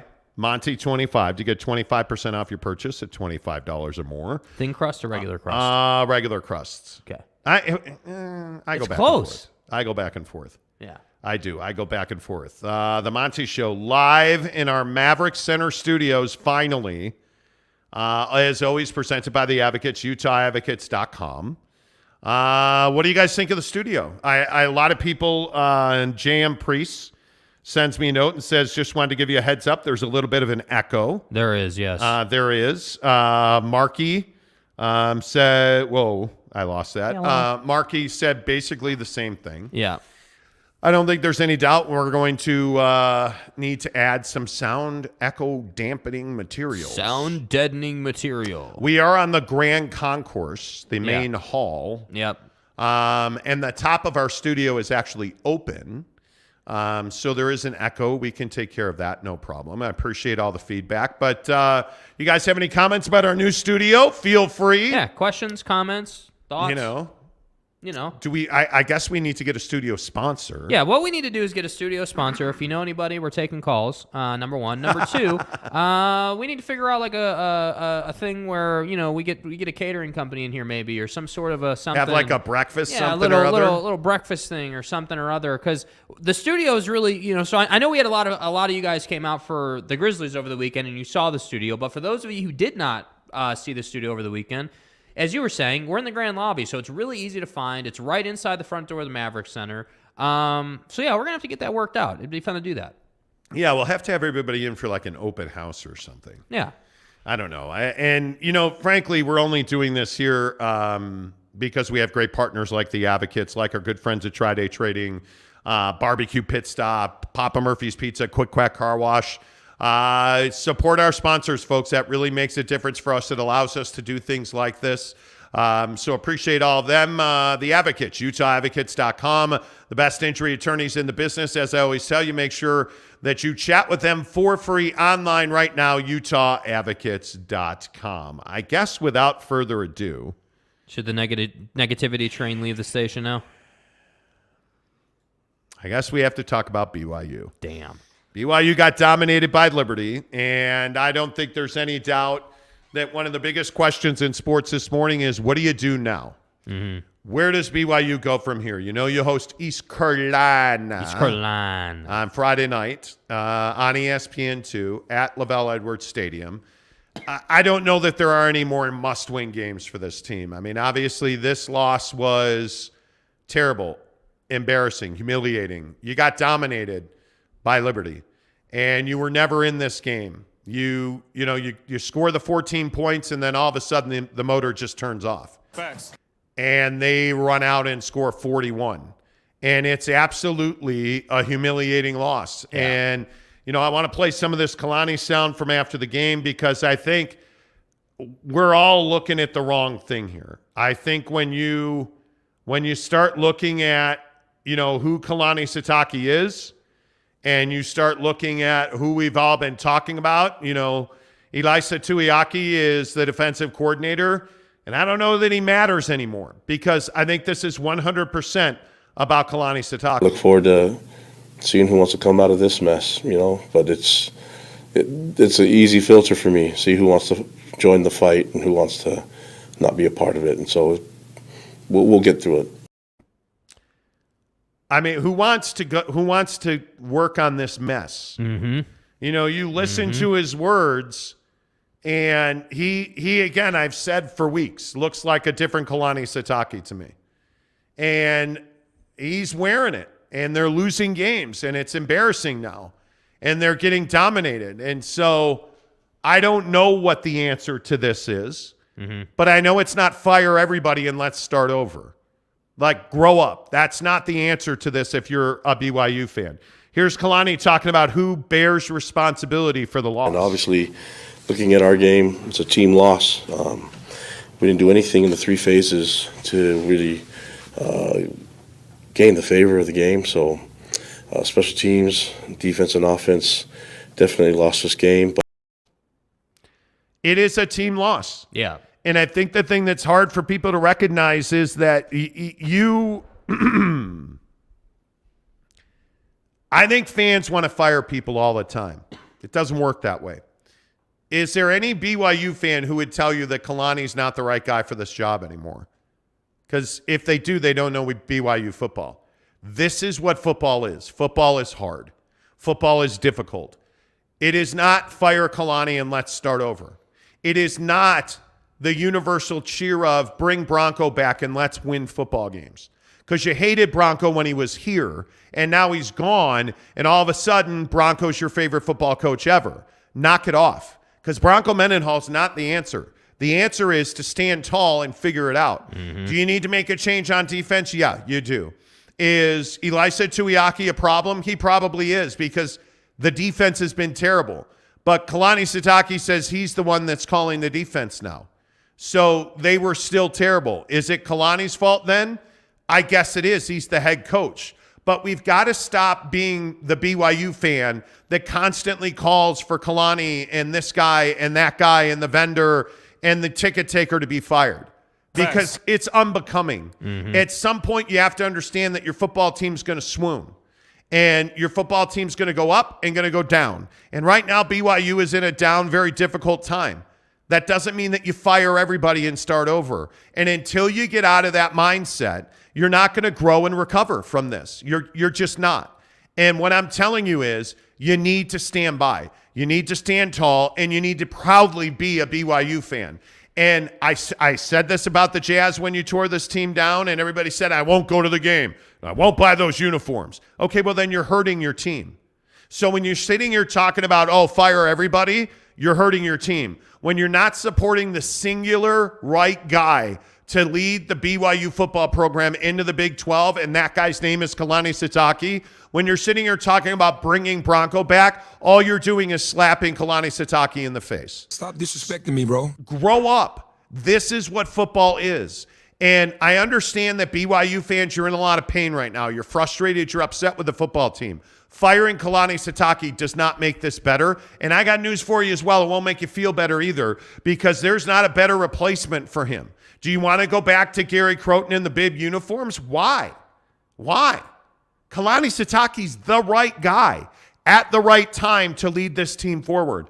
He needs to make changes on his defensive staff. There is no doubt about that. But, Jake, I don't think calling for Kalani's job is the right way to go about this. No, and I think I completely agree. It's what we do in sports. I think it's a convenient tactic. It's like, hey, let's fire everybody because, getting a new face in here, getting some fresh blood in here is going to fix all the problems that ail this team. But the actual problem is that, guys aren't tackling.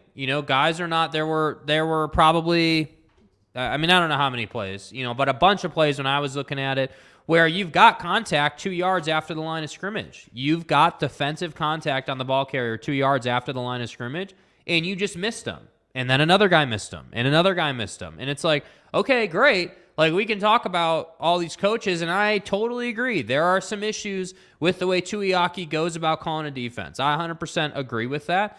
But when Kalani starts calling plays and it gets worse, and you're putting guys in a position where you're playing man across the board and you're asking guys to make a tackle and they don't make a tackle, that's how you give up 38 unanswered points, just so we're all on the same page. So to me, it's very straightforward here. Like, there needs to be some accountability with the players. And frankly, and I know this is cliche and I really don't mean it to be this way, but they got to get back to fundamentals. How hard is it to wrap a guy up? How hard is it to take the proper angle? If they're tackling to the best of their ability, we're probably not having this conversation today. Yeah, the issue that has plagued this defense is tackling. It has been poor. And here's Kalani Sitake talking about standing your ground. Be up 14-3 and then to have 38 unanswered points was shocking for us. But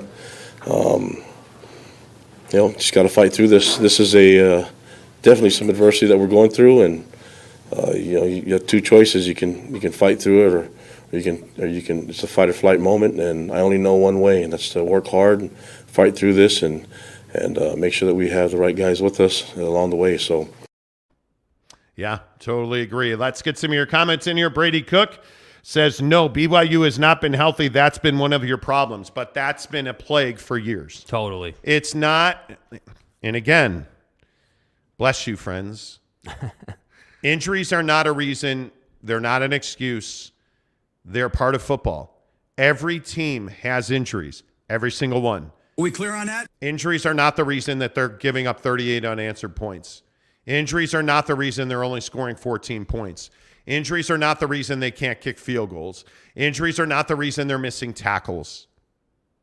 They're not good enough. That's why they're losing. It has nothing to do with injuries, man. You're not good enough. James Knight, good morning to you, friend. He says his hats are screaming for help. James, I wear a size 8 hat. I have a massive cranium. Mm-hmm. Trust me. Yeah. You are what you are. I have a huge head.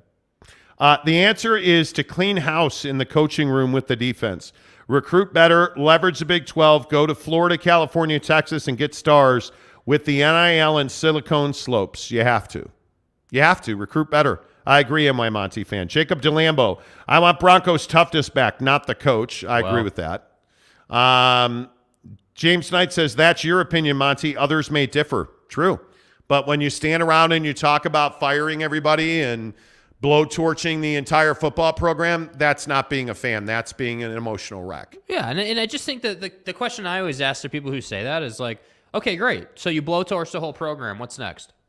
Where are you going to go? What are you going to do? Like, you're going to – this isn't Liberty. You can't just go and hire anybody, right? Like, you understand that you have to be a card-carrying member. You understand that there are expectations at BYU from not just from a football perspective. So let's not sit here and say that – yeah, right? Like, let's not sit here and say – Are you saying that football is fifth? Yeah, I am, Bronco. Thank you. Like it's not – it's different, and I know we all know that, but I think sometimes we lose sight of that. This is a Kalani issue on some level because he's the head coach. No, it's not a Kalani issue, right? Like, we understand that difference, but I think I do think, and I have said this before, I do think Kalani's too nice about it. I do think that he does go about it a little too soft. Like, I would love to hear him say something like, yeah, Elisa Tuiaki has not been good enough. This defense is not nearly good enough.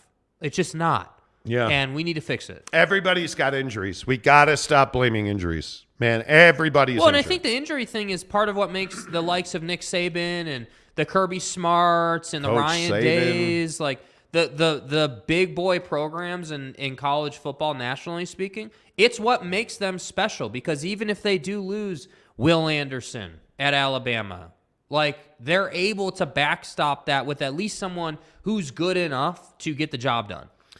Yeah, I think that's a very interesting point. I do. I think you have to be, and that's part of the problem here, is that you're not deep enough. Mark S gives us a $10 tip. Appreciate you, man. Appreciate it. Appreciate you very much. Thank you very much. And by the way, if you're here right now and you give us tips, thank you. You built a studio for us, because that's where all of those tips go. And if you want to give us a tip, we appreciate that.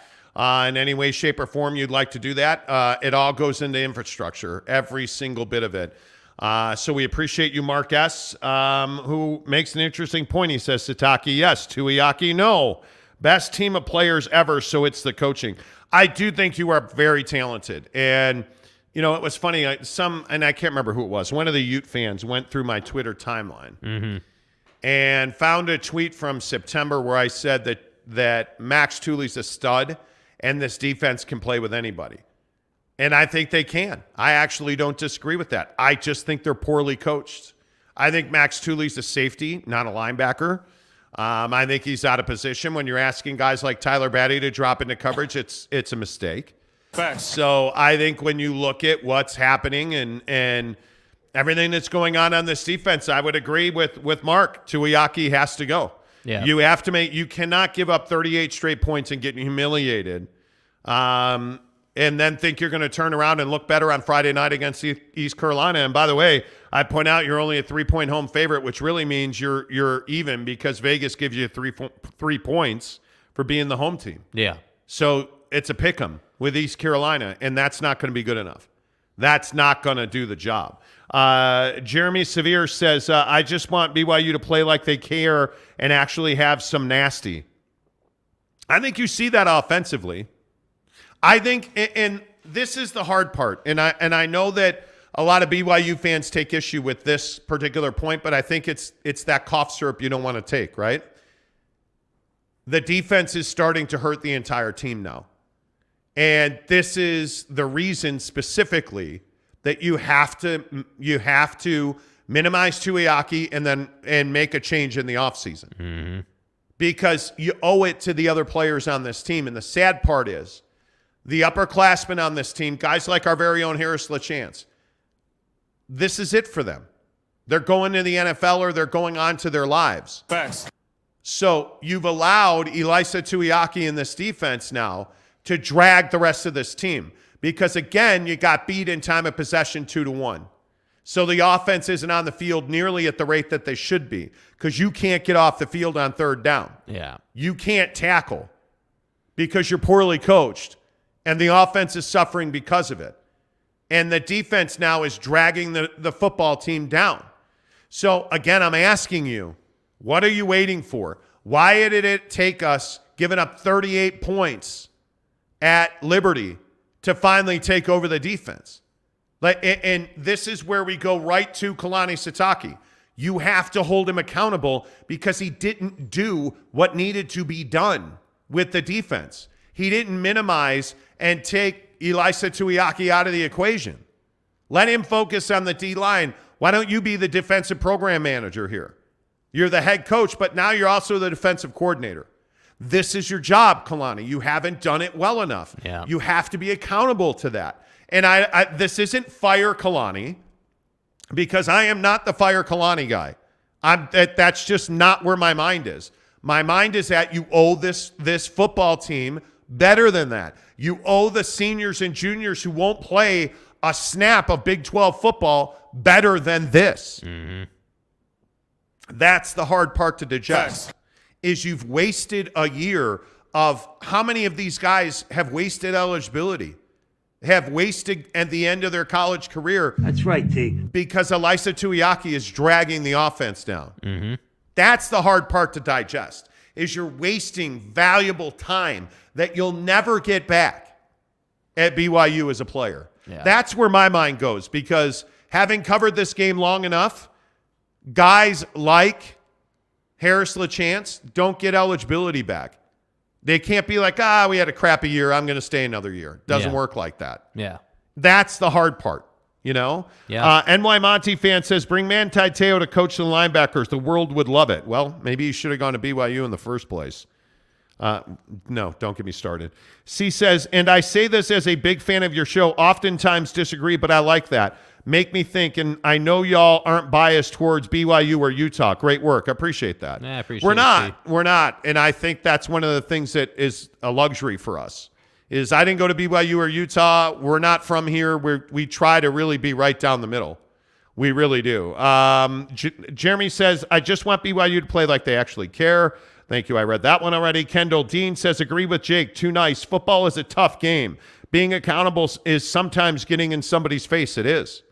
It absolutely is. That's what I mean. It just feels like the program's cold right now. It doesn't feel like there's this burning desire program-wide to get this figured out fast. I'm not going to sit here and say that Kalani Sitake, doesn't want to figure it out. Obviously, he wants to figure it out. And I'm sure if you asked Tuiaki, hey, what's your level of desire to be here and figure it out and get through this? I'm sure he would say he wants to, but I think I know it's good. When Tom Brady's chewing out his offensive linemen, that's good for the team.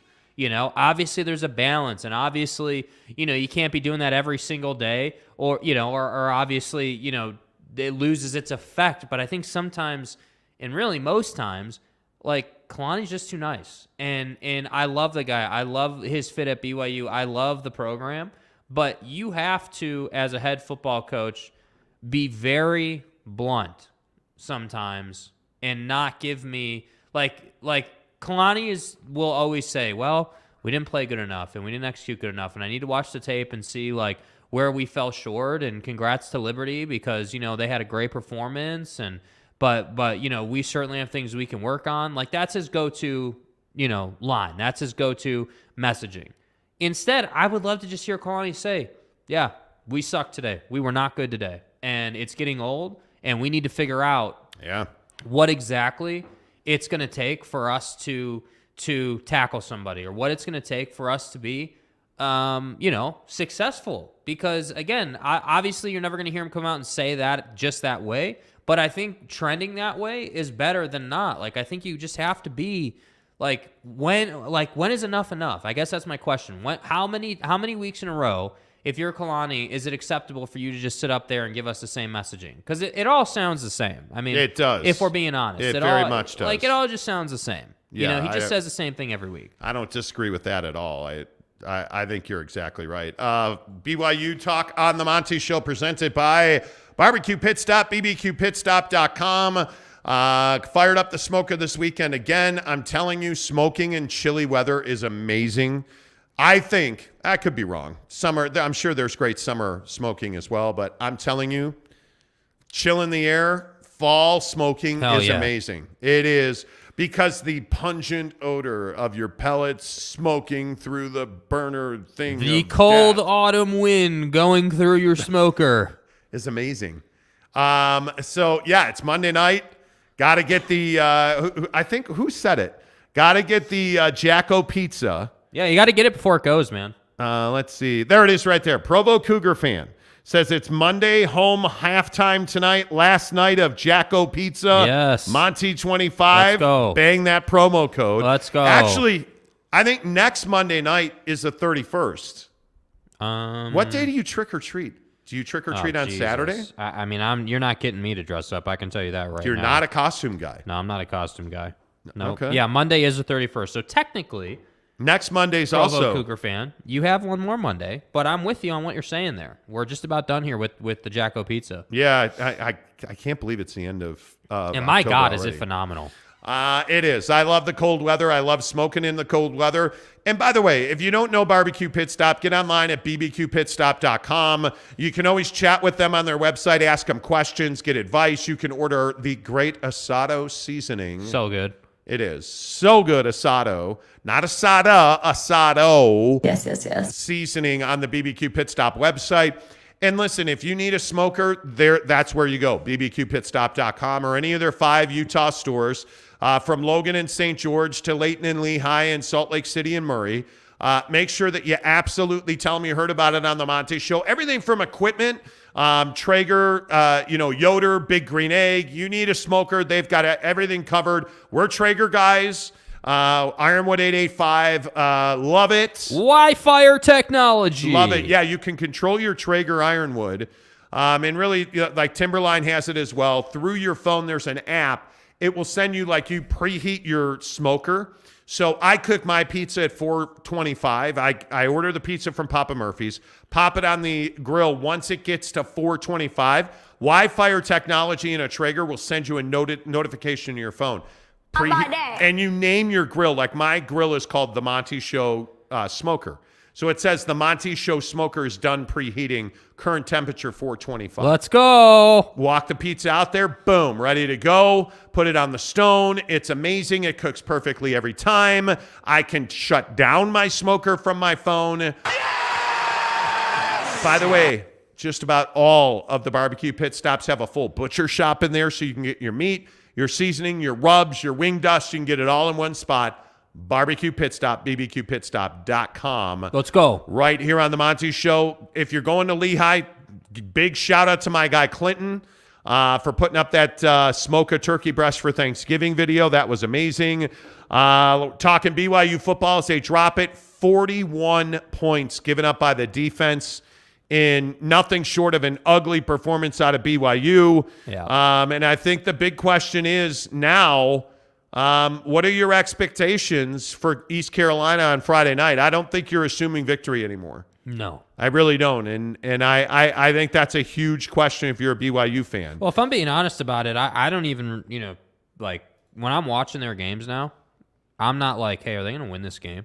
That's not what I'm looking for. I'm looking for, hey, did Max Tooley make that tackle? Did the offensive line put their guys where they need to put them? Because that's where I think this program's at. Like, and again, I'm kind of off of the negativity or positivity train on BYU, and I'm just being honest about it. Like, hey, you got to tackle, you got to execute, you got to run your. You got to plays. get off the field on third down. Yeah, like let's just bring this back to basics of football. Like, let's stop talking about is Puka coming back or is Gunner healthy or injuries or this or that. Let's start talking about, why can't you run the football? And conversely, why can't you stop the run? Like, running the football in this program has been an issue since week 1. That's nothing new, on either side. And defensively, obviously, it's a bigger issue than offensively.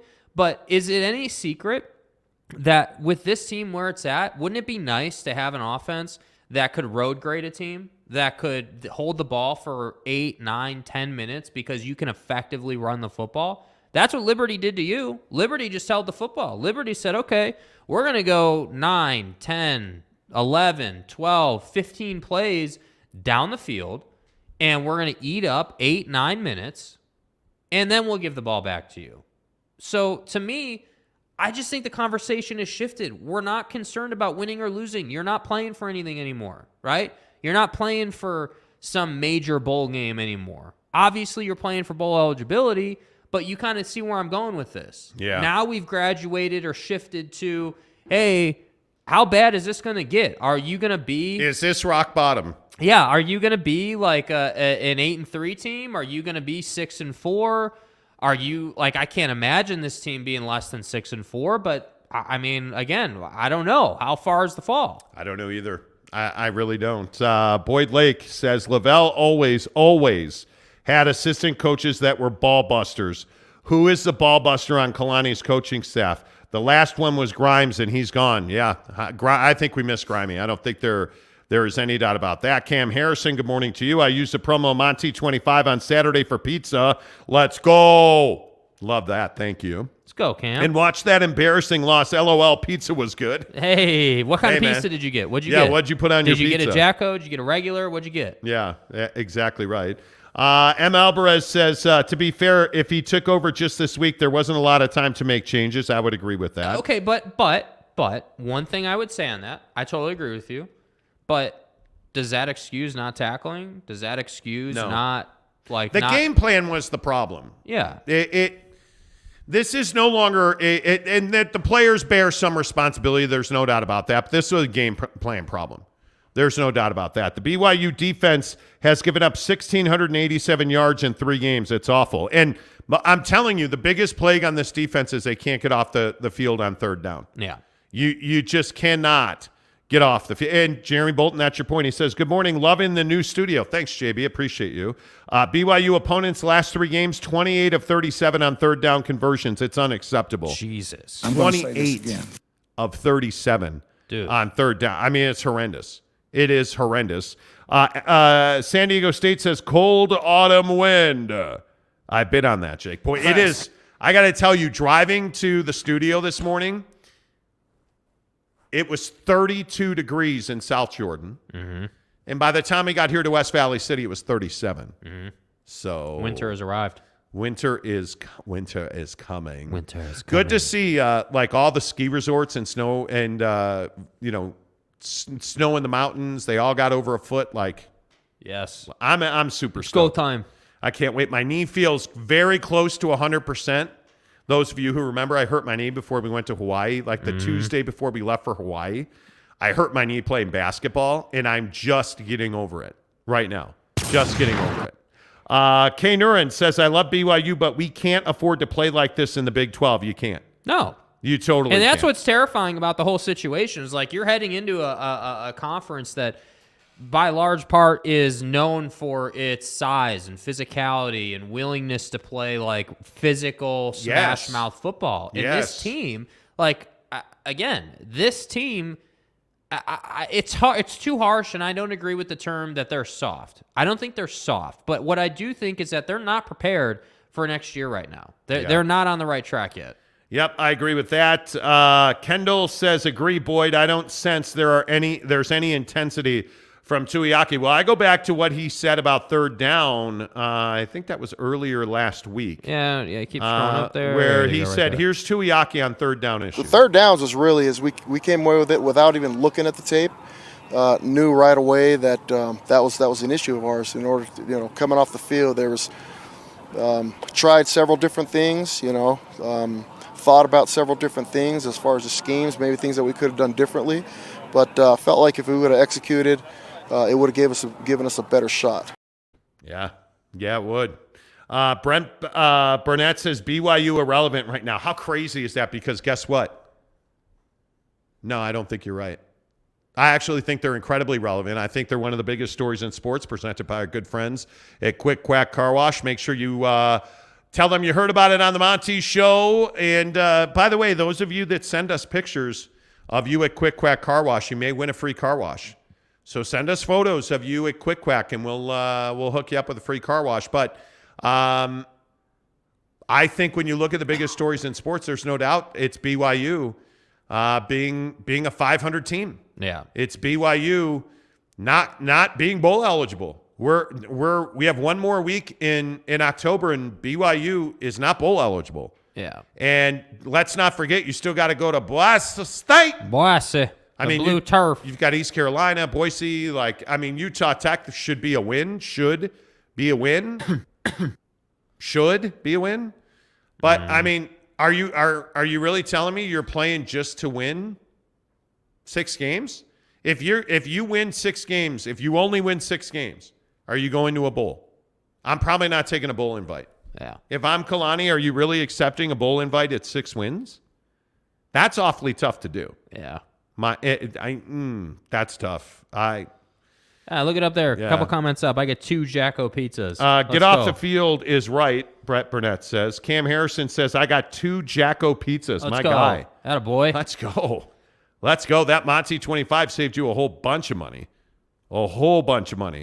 Mike Maples, good morning, my friend. He said, did anybody notice Oklahoma and Texas are coming to Provo next year? Yeah, but why is that? You got to get better, man. This team has got to improve. Yeah. You have to. NY Monty fan says, cue the quote, you play to win the game. It's a Herm Edwards, man. Yes. M. Morris says, let's talk Jazz. Hey, we can. Kay Nurin says, great background, but getting an echo like it's in a cave. Thank you. Yeah, thanks. We're aware of the echo. We're in our new studio. There's going to be Day one. some growing pains. We will get some sound dampening. Don't worry. We are in the Great Hall at the Maverick Center, is where our new studio is. So our ceiling is open and it is high. It's about a 12-foot ceiling, 13-foot ceiling. So we will get some sound dampening in. We spent the entire weekend building the studio for the most part. Yeah. Like wiring all the cameras, and it's a work in progress. So yes, we will get some sound dampening on the ceiling in here, no doubt about that. I think we all know we need it. Thank you for pointing that out. Let's see, Talking with Raphael podcast. On the New Skin Radio Network. Good morning, guys. Love the new studio. Am I to assume that if BYU wins, they still miss the bowl game? Well, you got to win 6 games to go to a bowl, and they haven't done that. Mr. East says the audio is perfect here. Kenai Johnson says, Monty, are you going to add your shoe collection up? Yes. Oh, yeah. Yeah. Yes, we will do that. No doubt we will do that. What is camera 4 pointed at right now? The sign. There's the ceiling right there. Oh, that's the ceiling. By the way, okay. there you go. Yeah, let's this show you wall guys right what we're here. working with here. Yeah. This wall right here where this sign is. There we Hello. are. Hi. Good to see you. This wall right here where this sign is, if you look at, there's the concourse, right? Like there's the Maverick Center. Yeah. So this wall right here that's got our SLC Sports Talk sign on it will have a bunch of shoes on it.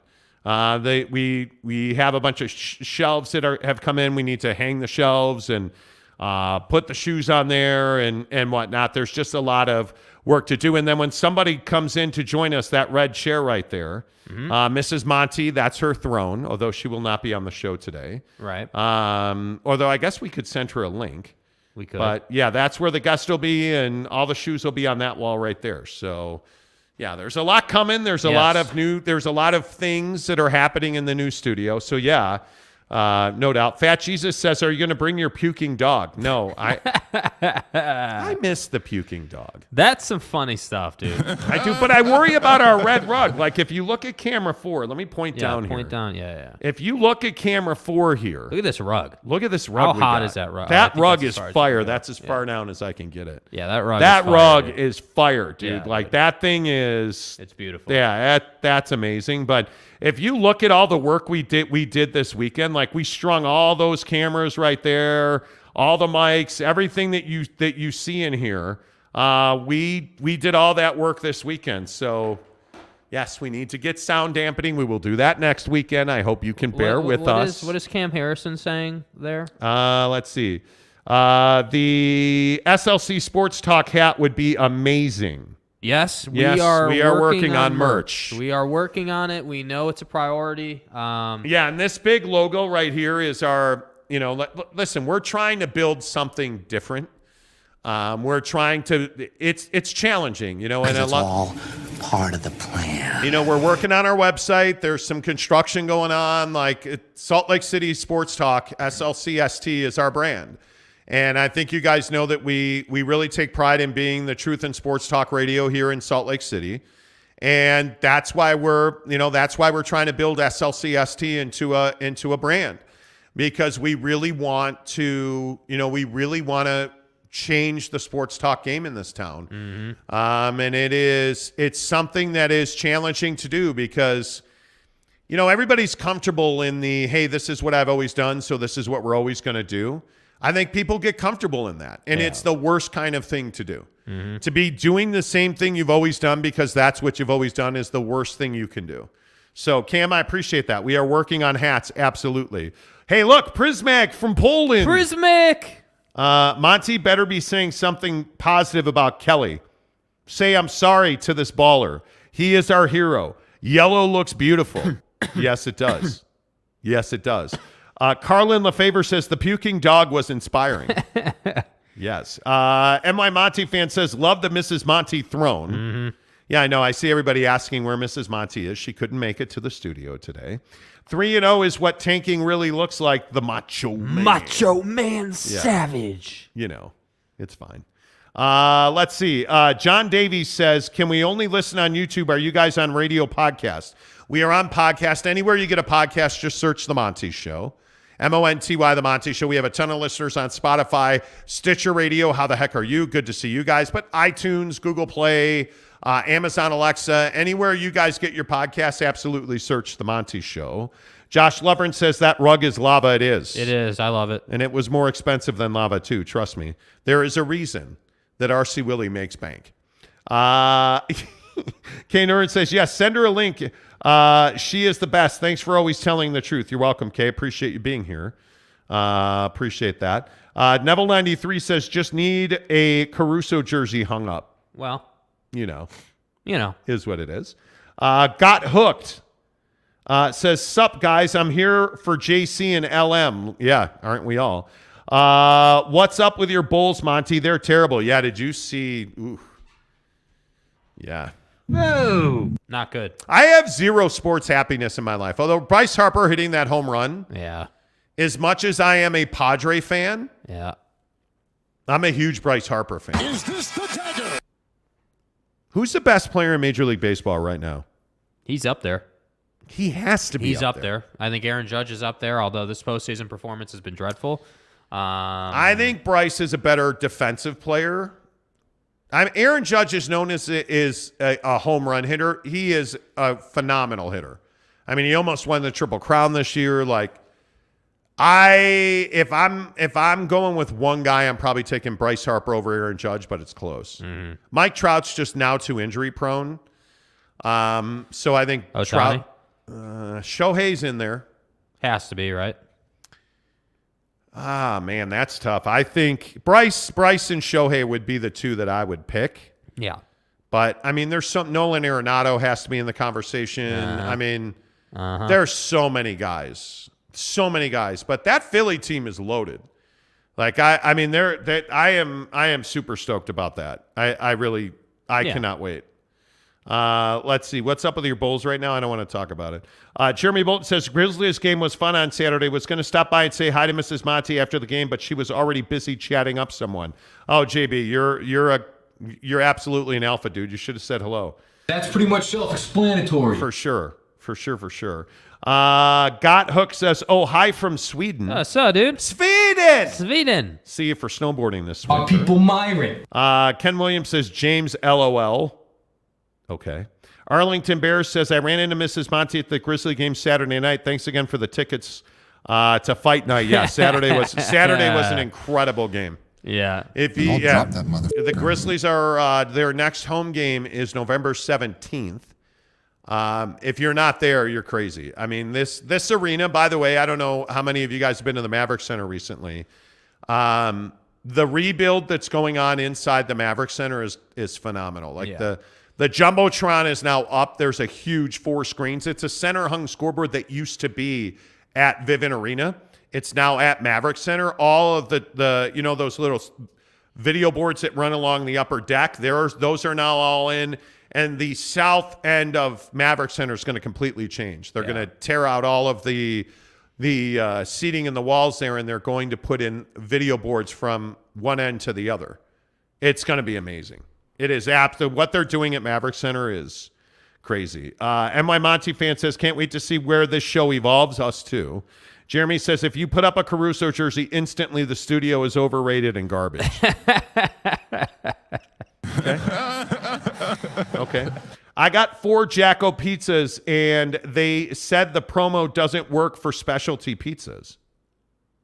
The promo doesn't work for special. It does. I've ordered it personally. Yeah.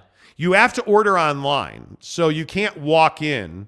The promo, that's why I always tell you, download the app, and you can absolutely use the promo code to check out on the app. If you walk in, the promo code is not valid. You have to order online. Let's see. Prismac from Poland says, studio looks beautiful because I didn't see Jordan in a ring chaser Durant. Lakers are 0-3. Prismac, my guy. I love it. Let's see. San Diego State says, I didn't see any tax in Mrs. Monty's red hair. Red chair. Red chair? Yeah. I didn't see. Oh, red chair. Excuse me. In Mrs. Monty's red chair, did they make the move? She didn't. She's been salty and especially fun these past 1 to 2 weeks. Best find those racks guys. Okay. Now, I can't read well, but Mrs. Monty will be on the show tomorrow. Yeah. She was, dealing with some things. Yeah, she's working on some stuff. So my man Landale is doing a good job for the Suns backing up DA. Yeah, how about Josh Giddey? Is the Australian sensation Josh Giddey? Yeah, dude can play. Yeah, he's a baller. Ken Williams says, haha, baseball is boring, but fun to play, but watching is Z's. Yeah. Tax, we all know she's got racks. Exactly right. K. Nurin says, BH is worth watching baseball. BH. Bryce Harper, yes. Okay, great. Thank you. My Monty fan would love to see Bryce Harper win the World Series. His swag just spills over and gives great sound bites. That's a clown question, bro. Yes. It is. We need the clown question. Yeah, drop. we do. You got to get that. Carlin the Favor says Don torched Caruso the other night. He did. Yeah. Donovan Mitchell's going to average 30 points a game. I don't know how long I've been telling you that, but trust me when I say it's going to happen. Neville93 says, I never got the tickets that you were going to send me. I hope next time. What do you mean you never got the tickets? They come to your phone. Did you not get them? You should have told me that, Neville. I did not. I was unaware of that. We had a ton. We had a ton of tickets. Yeah, it was crazy. Neville, I owe you, man. Absolutely. November 17th. Consider it done. Tanner Plummer, are you guys going to hang up any jerseys? I don't know. There's been questions about that. Yeah, we'll see. I think that, I don't know. Yeah, yes, no, maybe so. I don't know. We need to build this wall over here. Yeah, this wall over here, this wall that you're looking at. So this is like a blank canvas that we have to work with over here? This is the wall that's going to have stuff on it, because the wall opposite of that, we don't have, there's no way, like we're going to have there's going to be like a 60-inch TV on there, and there's going to be a lot there, but around that SLC Sports Talk sign, and by the way, that sign is bright red. Yeah. Like, you cannot miss it. You cannot miss it. So I don't know. Casey Villenson says, Maverick Center prepping for an NHL expansion team? No. Man, that would be so awesome. But building is too small. This building, it's interesting. This building's about, I think, capacity is just short of 11,000. It's 10,000 something. And it's just too big for an ECHL team. Yeah. So if you don't know, the Utah Grizzlies are in the ECHL, and that is like AA. One level of is AAA, the AHL, and the NHL is obviously the major leagues. Could Salt Lake City support an NHL team? Yeah, I think you'd really have to blow it up and like really make sure that every person and their brother and sister knew that there was a team here. And I think that's kind of what we're seeing. Like, I think, one of the conversations that we've been having is, trying to, get more people to even know the Grizzlies exist. Like, I think that's what we're working on. And I think I've heard too many times it's like, oh, I didn't even know there was a hockey team here. It's like, yeah, dude, like there's a good hockey team, like a team that won their division and like did some things last year. Yeah. And like, I think so can this market support an NHL team? I guess if it was like one that came, if the Coyotes came here or whatever, I don't know. Like if you had a transfer, maybe, but I don't know, man. This is a very, very unique town for sports. It's not baseball. I don't think it's the NFL. I honest to goodness, I think the only option may well be the NHL. Yeah. Because you see, if you look at RSL, they have empty seats on a regular basis. You look at Jazz fans generally, I think when they come home, that place will be packed. Yeah. I do. But, when RSL is good, sure. When BYU is good, sure. But Friday night, is Lavelle going to be full? Probably not. I just don't know how you sell the NFL on that. Are you going to be able to put 75,000 fans in a stadium, 8 Sundays out of the year in a town that is dominated by the Mormon church? Mm-hmm. How much does Sunday play come into it with a professional sports team? I think significantly. I think the other question that you have to ask is like value proposition too. Like I think, again, not just because we're here, but like I think one of my favorite things, about coming to Grizzlies games is it's affordable. Like it doesn't cost you a ton of money to come and have a nice time. Like that tongue-in-cheek joke about fight night, like it's true. It's a really entertaining product. So like, I don't know, man. It's really interesting. I've always been fascinated with the conversation of like, let's say you wanted to go to a Utah game. You, the wife, 2 kids, 3 kids, like that's several $100s. It has to be, like to get in there nowadays. Like that's what I'm saying. Like I think the value proposition is what's interesting about the NHL. Yeah, we'll see. I don't know. We'll see, man. It'll be interesting to see. It'll be interesting to see how all that plays out. It really will. Mr. E says Donovan Mitchell's averaging 33 and 9. Damn. Yeah, dude. I will just continue to say. You've been saying it. You have been saying it. The guy's going to average 30 points a game this year. And I just ask again why the Jazz traded him. We'll get back to Utah Jazz in about 11 minutes. Stick around for that. Real quick, Prismac from Poland says, Jake, Monty, put up a Kelly Olynyk poster on the wall. Yeah. Making this crazy finger roll winner against the Pels. That's a historic moment. I love you too, my guys. It's all good. Jeremy Bolton, facts. Everyone torches Caruso every night. Is that a surprise? I guess not. James says, is Donovan going to be better off with Cleveland? No postseason success. Well, other than the championship they won. No postseason success there. K. Nuren says, love to see the Lakers losing and the Jazz winning. Yeah, I know you do. Vando is my guy. He brings energy, effort, pure fire, Jacob Yates says. Yeah. I agree. Josh Levern says, a fan wall? Like of Hall of Famers? It could be. That could be interesting. I mean, we could put them above the door maybe. Yeah, I mean, we could definitely have a section of this wall that's the Monty Show Hall of Fame. We might be able to do that. We might be able to do that. What do you have to do to get into the Monty Show Hall of Fame? Okay, so we need to get to Football 50 here, but we'll get to this next hour. Keep this in your back pocket. What do you have to do to get in the Monty Show Hall of Fame? How much steroids in the comments section do you have to take to get into the Hall of Fame? Yeah, what's it going to take? I mean, obviously the first one would be Corey Grocock. I mean, that would be our inaugural. He's still a legend, dude. Like, who would be the first one into the Fan Hall of Fame?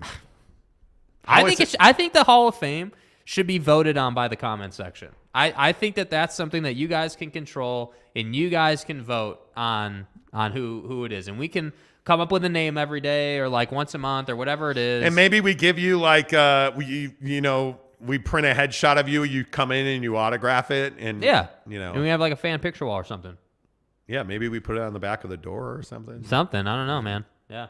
I don't know. That'll be interesting. Football 50, 10 of the hour, every hour. On the Monty Show, we talk about the biggest stories in sports presented by our good friends at Papa Murphy's Pizza. Make sure you use the promo code Monty25 to get 25% off your purchase of $25 or more at Papa Murphy's Pizza. Make sure you download the app. Order ahead of time. We usually do like 9, 10 in the morning. We'll put our order in to pick it up at 5 o'clock. Put in the promo code, save your money, pick up the pizza. It's ready to go at 5 o'clock.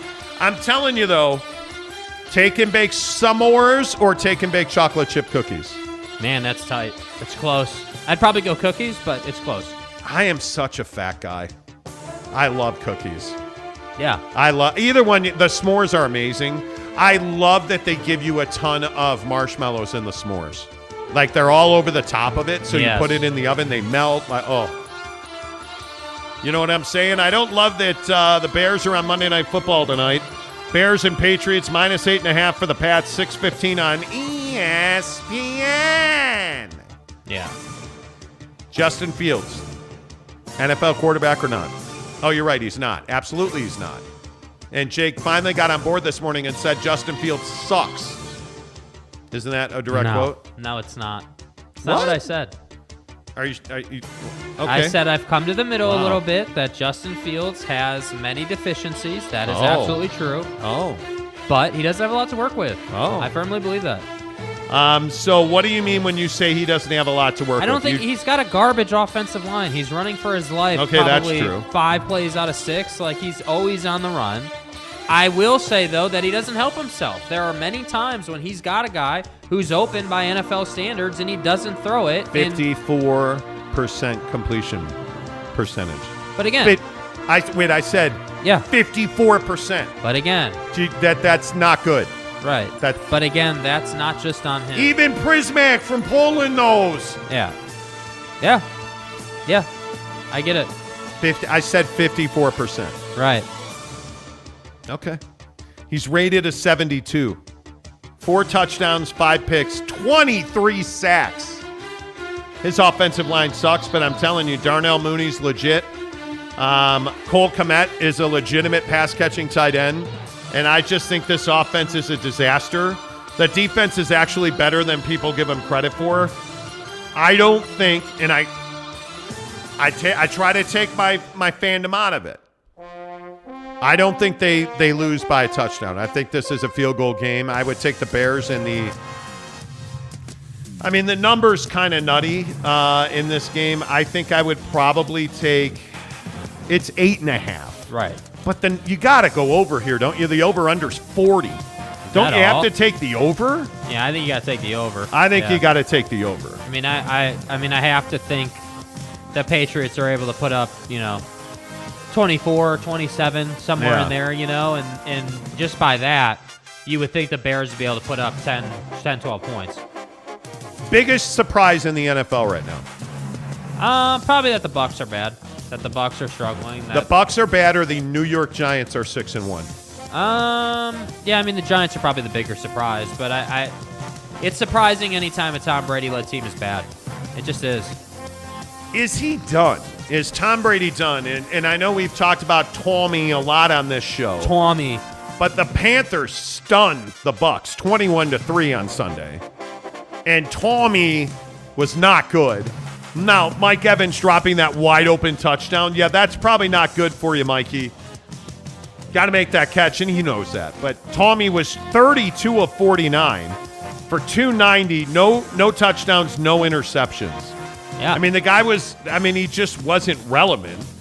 They only ran for 46 yards. Like, they got beat by P.J. flippin' Walker. I said P.J. Walker. Yeah. Is the starting quarterback for the Carolina Panthers. Who? Ho. That's what I'm saying. Yeah, it's embarrassing, dude. That's what I'm saying. Like, that's, to me, is a huge surprise in the league that they can't handle the Panthers. That's just embarrassing. Who's more of a problem, Tommy or Ayahuasca Boy in Green Bay? Ayahuasca Boy. Yeah, Ayahuasca Boy. Dude. Aaron Rodgers or Tommy? Who you got? I would take Tom Brady still. Tommy? Yeah. Well, I think that's really close. I think I'm probably taking Ayahuasca Boy. I'm probably taking Aaron Rodgers. Okay. Because I think Aaron Rodgers doesn't have the weapons that Tommy has. The weapons. They ran for 38 yards. You look at Alan Lazard as his leading wide receiver. Yeah. Aaron Jones, the running back, catches 9 for 53. Jones. Sammy Watkins. But here's the other thing. Aaron Rodgers has not been accurate. And Aaron Rodgers is not putting the football where he used to put the football. And I go back about Aaron Rodgers, and this is what I've said. And now I've said this. Don't you have a drop of Donnie saying that? Yeah.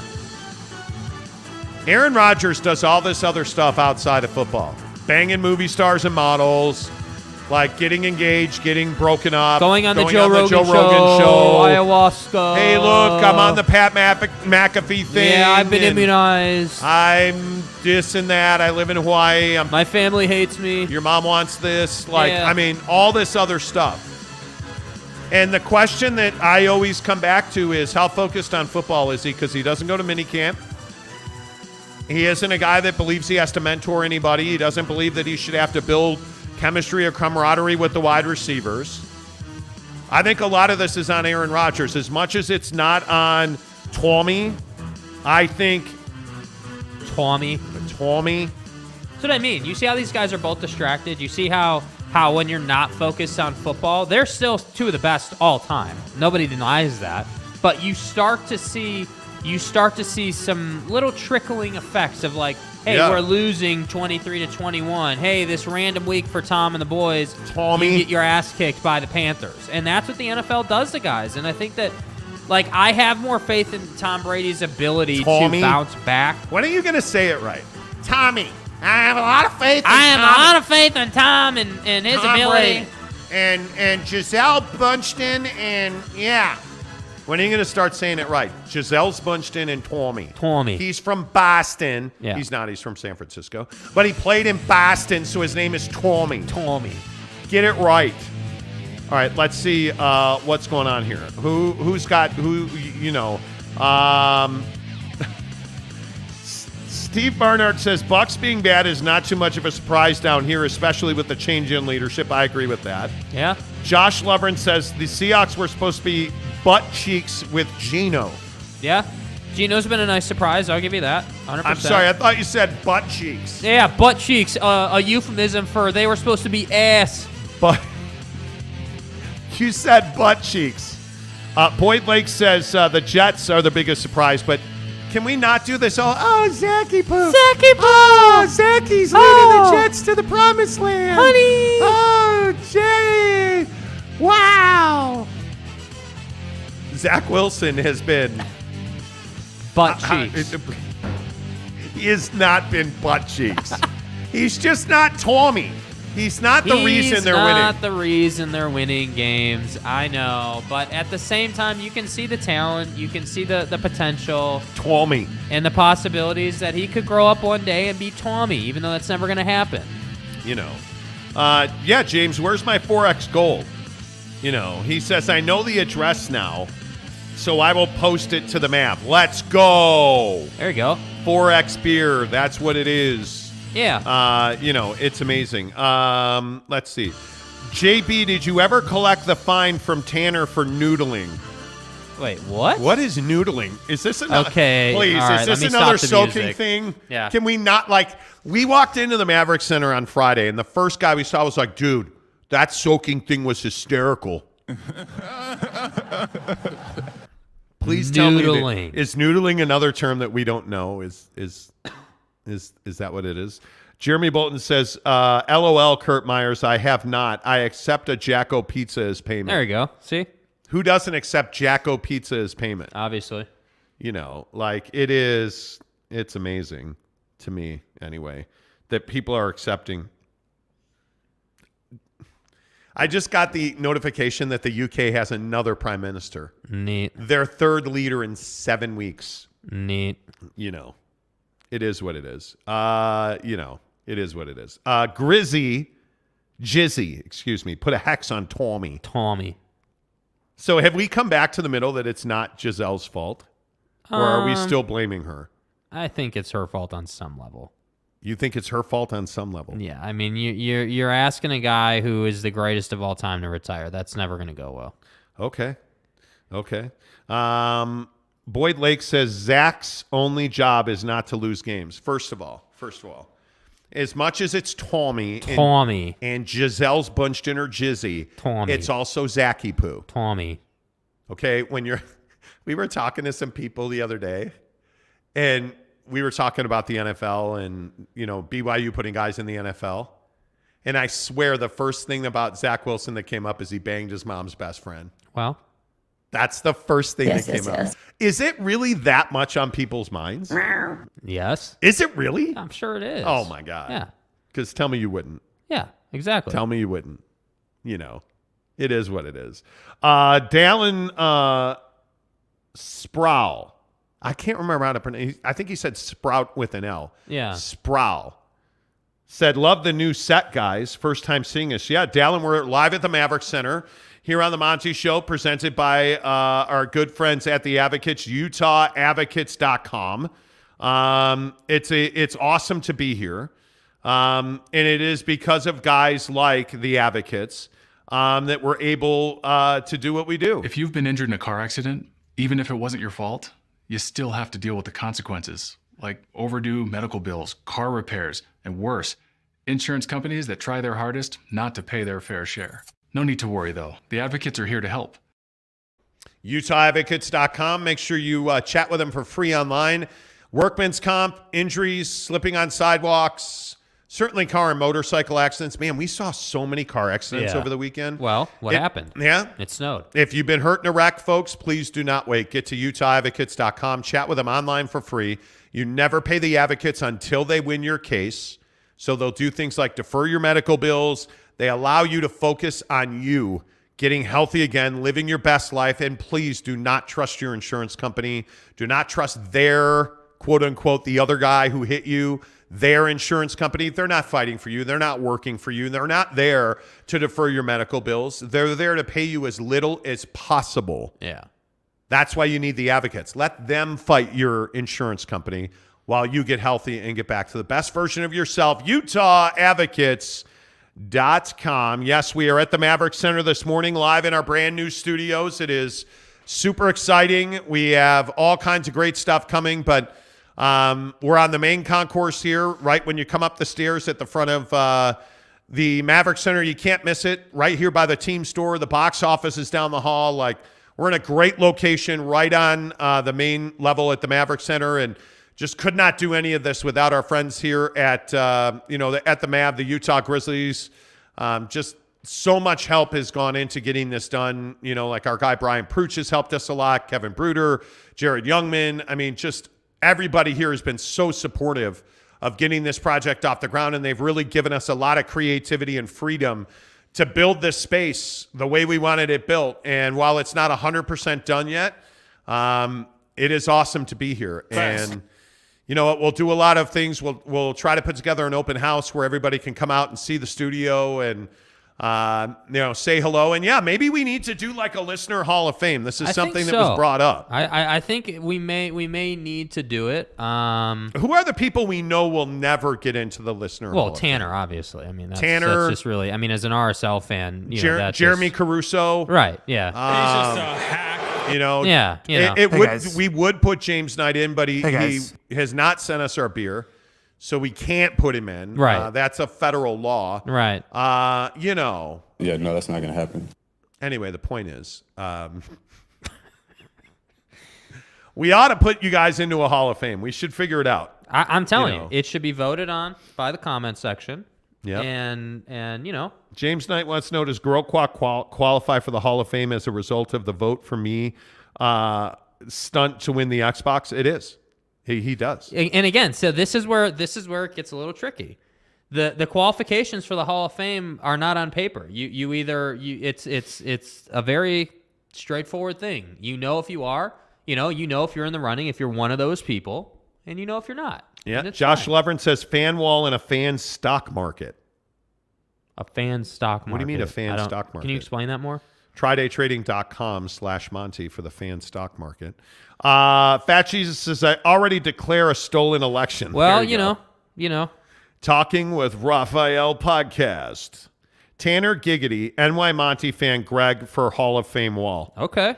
Yeah. See, now we're getting some votes here. Yep. Casey Finlandsid says, you got to be a long-time listener. Oh, yeah. Ring, ring. First time, long time. What's up? Long-time listener. You do.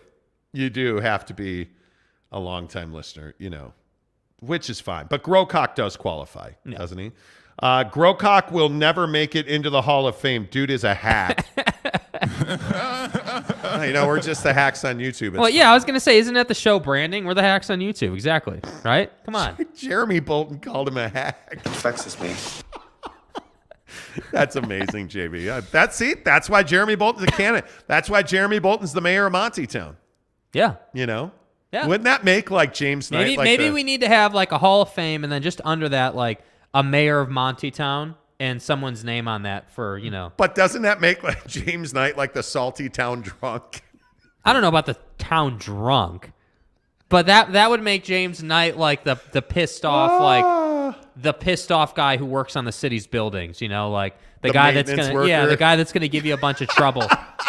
Hey dude, can I get some internet in this place? Oh no. My God. Fat Jesus says, if Tanner is not in, we will be storming the studio January 6th. Well, oh God. Oh God. That's not good. That's not good at all. Jeremy says, talking with Raphael podcast, since I wasn't on your list, I'm with Fat Jesus, stolen election. LOL, James Knight, the salty town drunk, I'm dying. Oh my God. Amazing. All right, we should talk Utah Jazz basketball here on the Monty Show. because we do that on a regular basis. Our Jazz Talk on the show is always presented by TryDayTrading.com/Monty. Make sure you check it out. Get off the hamster wheel of side hustles. And I know that whether it's real estate, whether it's Amazon FBA or buying crates or Uber driving, you guys deserve better. You deserve the life that you've dreamed about. You've deserved the life that you work hard for. Day trading is your ticket out of your 9 to 5. How many times have you woken up and said, I don't want to go to work? No, Yeah. I don't want to do it. Right? Or I hate going into the office and I have to deal with a guy like Jake all day. Well, deal with yourself. Work for yourself. Build the life you've dreamed of through day trading. I mean, day trading is a prolific income. And there's no better place to learn the right tactics and moves and ways and methods to make a lot of money day trading than doing it with the guys at TryDayTrading.com. All I'm asking you to do is take the free webinar, TryDayTrading.com/Monty, and register. It's free. There's no obligation. It costs you nothing. Watch the webinar, and if it's not for you, cool, man. Absolutely, I get it. Thanks for watching the webinar, but if I think you are like most people, you're going to want more information because it is a prolific living, man, and it truly is a way out of your 9 to 5. And trust me, having quit my 9 to 5 recently, I just cannot tell you how good it feels to know that you're doing the right thing, to know that you're working for yourself, you're building a studio. Yeah. TryDayTrading.com makes that possible for you. The Jazz are 3-0. The Jazz are 3-0. Where do you guys come down on this Jazz team? I mean, in the conversation, I think around the Jazz being 3-0, and the thing that is so fascinating about the Jazz is that most fans, I think, wanted this club to tank. Are you that guy? Do you want the Jazz to tank? Like, where do you come down? I'm thrilled they're 3-0. I got to be honest with you. It's fun to be a Jazz fan. It's fun to watch their games. It's fun to see the diversity on this roster in talent. Whether it's Lauri Markkanen, whether it is Jordan Clarkson, obviously Kelly Olynyk had a huge layup last night. If you missed it, in overtime, he gets into the paint on what appeared to be a broken play, threw the ball into the hole. They win the game. It's incredible. And you look at the way Olynyk played. I look at Jared Vanderbilt, Vando with, some really important defense. You got a lot of everything from everybody. And Jake, I think that's a big change on this team. Yeah. Because it had been Don and everybody else for so long. Yeah, and I think that, again, like with all these trades and that sort of ongoing conversation about all the new faces in the organization, like I think that whole concept has kind of now evolved into, hey, like all those faces are producing. All those faces are working really hard.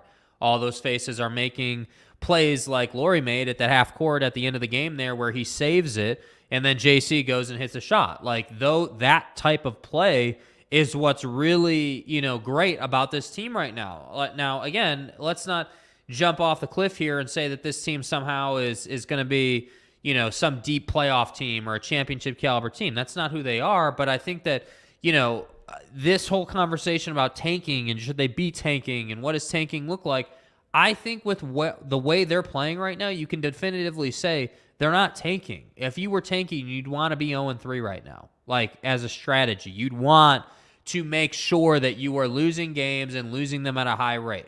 But I'm telling you, think about it logically. It doesn't make sense to burn these guys up the whole season. Ask Will Hardy in a sense. You're never going to tell the guy to intentionally lose games, but in a sense, let's see what we can do here as far as VW is concerned.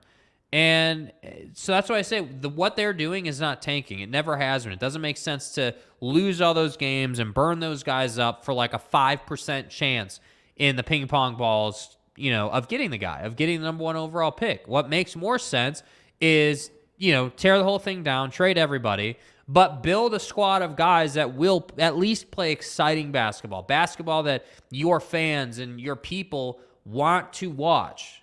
If you're competitive and you're in these games, that's all Jazz fans need to get behind you. If you're getting blown out by 10 or 15 every night, then obviously Jazz fans are not going to, support that. So that's what I think they're doing, and I think that's been We've been saying that for a while. That's kind of been our take on it. Yeah, I just don't think this is the roster that you would build if you were tanking. I mean, Kelly Olynyk wouldn't be here.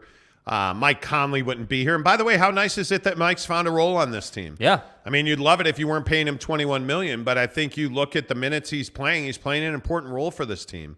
But you look at the minutes that you're giving Walker Kessler, they fluctuated, but he's looked good at times. He's looked terrible at times. I look at Jared Vanderbilt. I mean, that's a try-hard guy and becoming a much better three-point shooter. He hit a couple of threes out of the corner last night. That's really encouraging, I think, if you're a Jazz fan, because you can see the development and the growth there.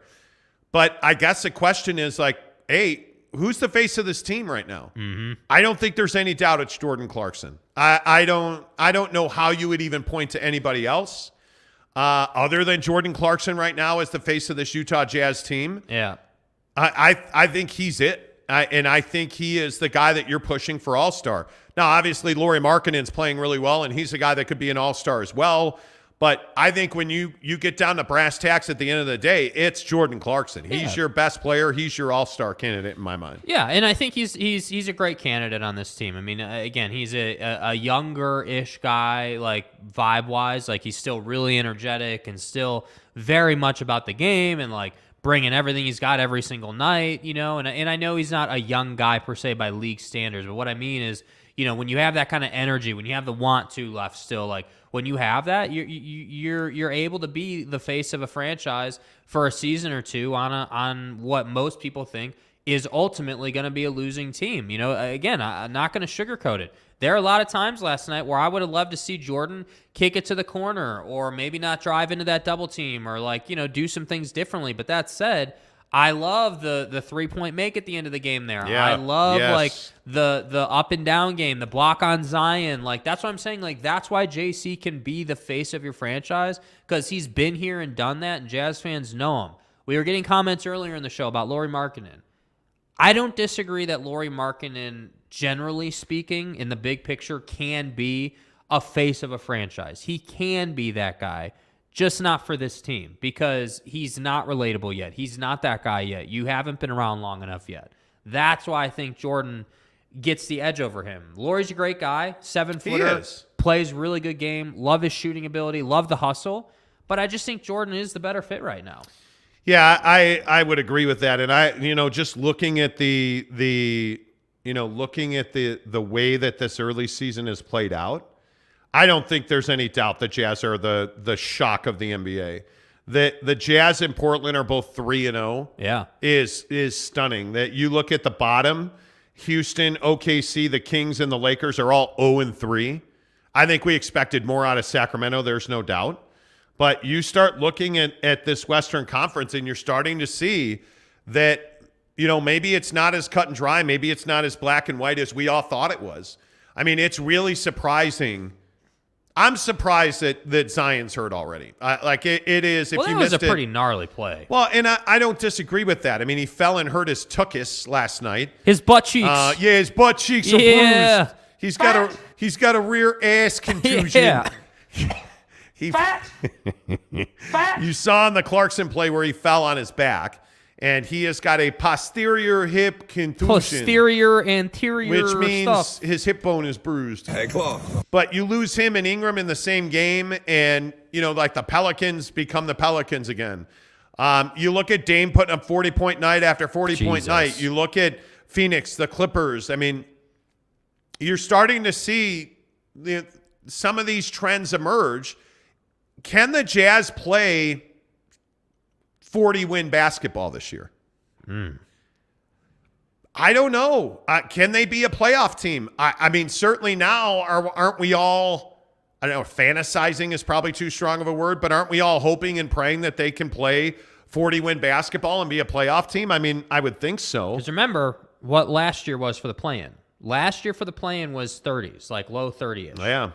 So to me, I do think you can get to the play-in. I think you do. I think that it would take I think it would take Mike Conley staying healthy, because make no mistake about it, Mike Conley is an important figure on this team.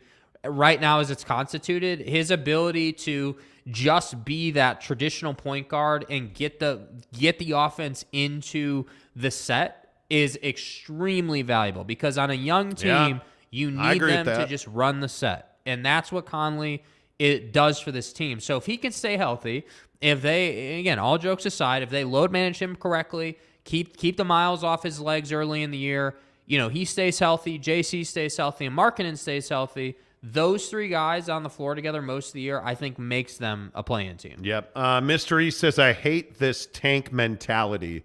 This team enjoys to play with each other. I see no softness like in the past. Almost everyone on a proven year, plus 15 first picks. Yeah.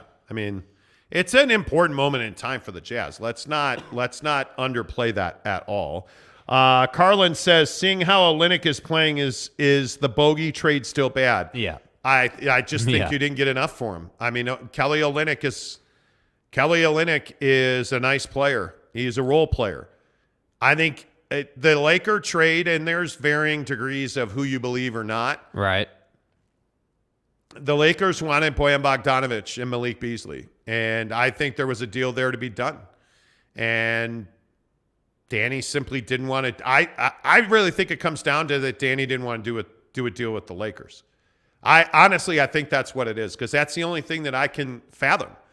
I don't understand, unless you're putting a thumb in the eye of Rob Pelinka and the Lakers, how do you trade Bojan Bogdanović to Detroit for Saben Lee, $1.2 million in cash, which was the value of Saben Lee's contract, and Kelly Olynyk? That's all you got in return. That's it for Bojan Bogdanović. Yeah. It makes zero sense. And I like what Olynyk's brought, but man, that trade is not great. Kanai Johnson, this team is no one-man team. Everybody eats. I feel like this is the difference from last year. Truth. Absolutely. Kay says the Jazz are playing as a team. It's great to see. Yeah. Kendall says there is no quit in this Jazz team. You have to love it. Fans should support them 100%. Go to the games. Absolutely. Again, I've really come around on the uniforms. I like the black. The yellow last night was smoking. Yeah, that's nice. I thought it was a toddy. Like, it was really, I'd hit that. I would. That was, I was really surprised by that. I thought those yellows were actually really serviceable. The white one, you're never going to get me on. I think that white jersey is a practice jersey. It looks like an AAU shirt. Like, I just am not. That's not my flavor at all. The black, I like the black, and the yellow could grow on me. I could see coming around on that yellow. Yeah. Jeremy Sevier says Clarkson's block on Zion was just disrespectful. Yep.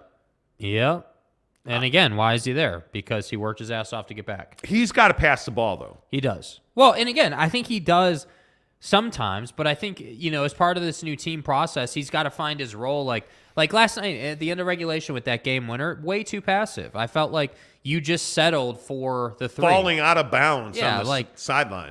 I know for a fact Jordan Clarkson can do better than that. And you didn't need a three to win the game. You could have easily gone right to your floater game, which he is notorious for having a great floater game. Like, you had a lot of different options. And I think that's something that Jordan's going to have to work on, because, again, he's never been asked to be the closer. He's never been asked to be the killer. He let New Orleans off the hook. Let's be honest. Yeah. I think. Let's see. James Knight says, is the notion of tanking a really bad look for sport? It is. Yeah. It is. Well, and they're talking about relegation in the NBA to alleviate tanking. Yeah, I think when you look at what it does to fans, I think that's where it becomes a problem. Because I'm paying to see Donovan Mitchell, Kevin Durant, LeBron James. Yeah, the best. Kawhi Leonard. When you load manage those guys, or if you take the OKC route, what reason do OKC fans have to buy tickets right now? Mm-hmm. Not a lot. They're terrible. They're terrible. Terrible. Yeah. But if you're the Clippers, what's worse is if you're the Clippers and you're going into Boston one time this year and you don't play Kawhi Leonard, what does that say to Boston fans?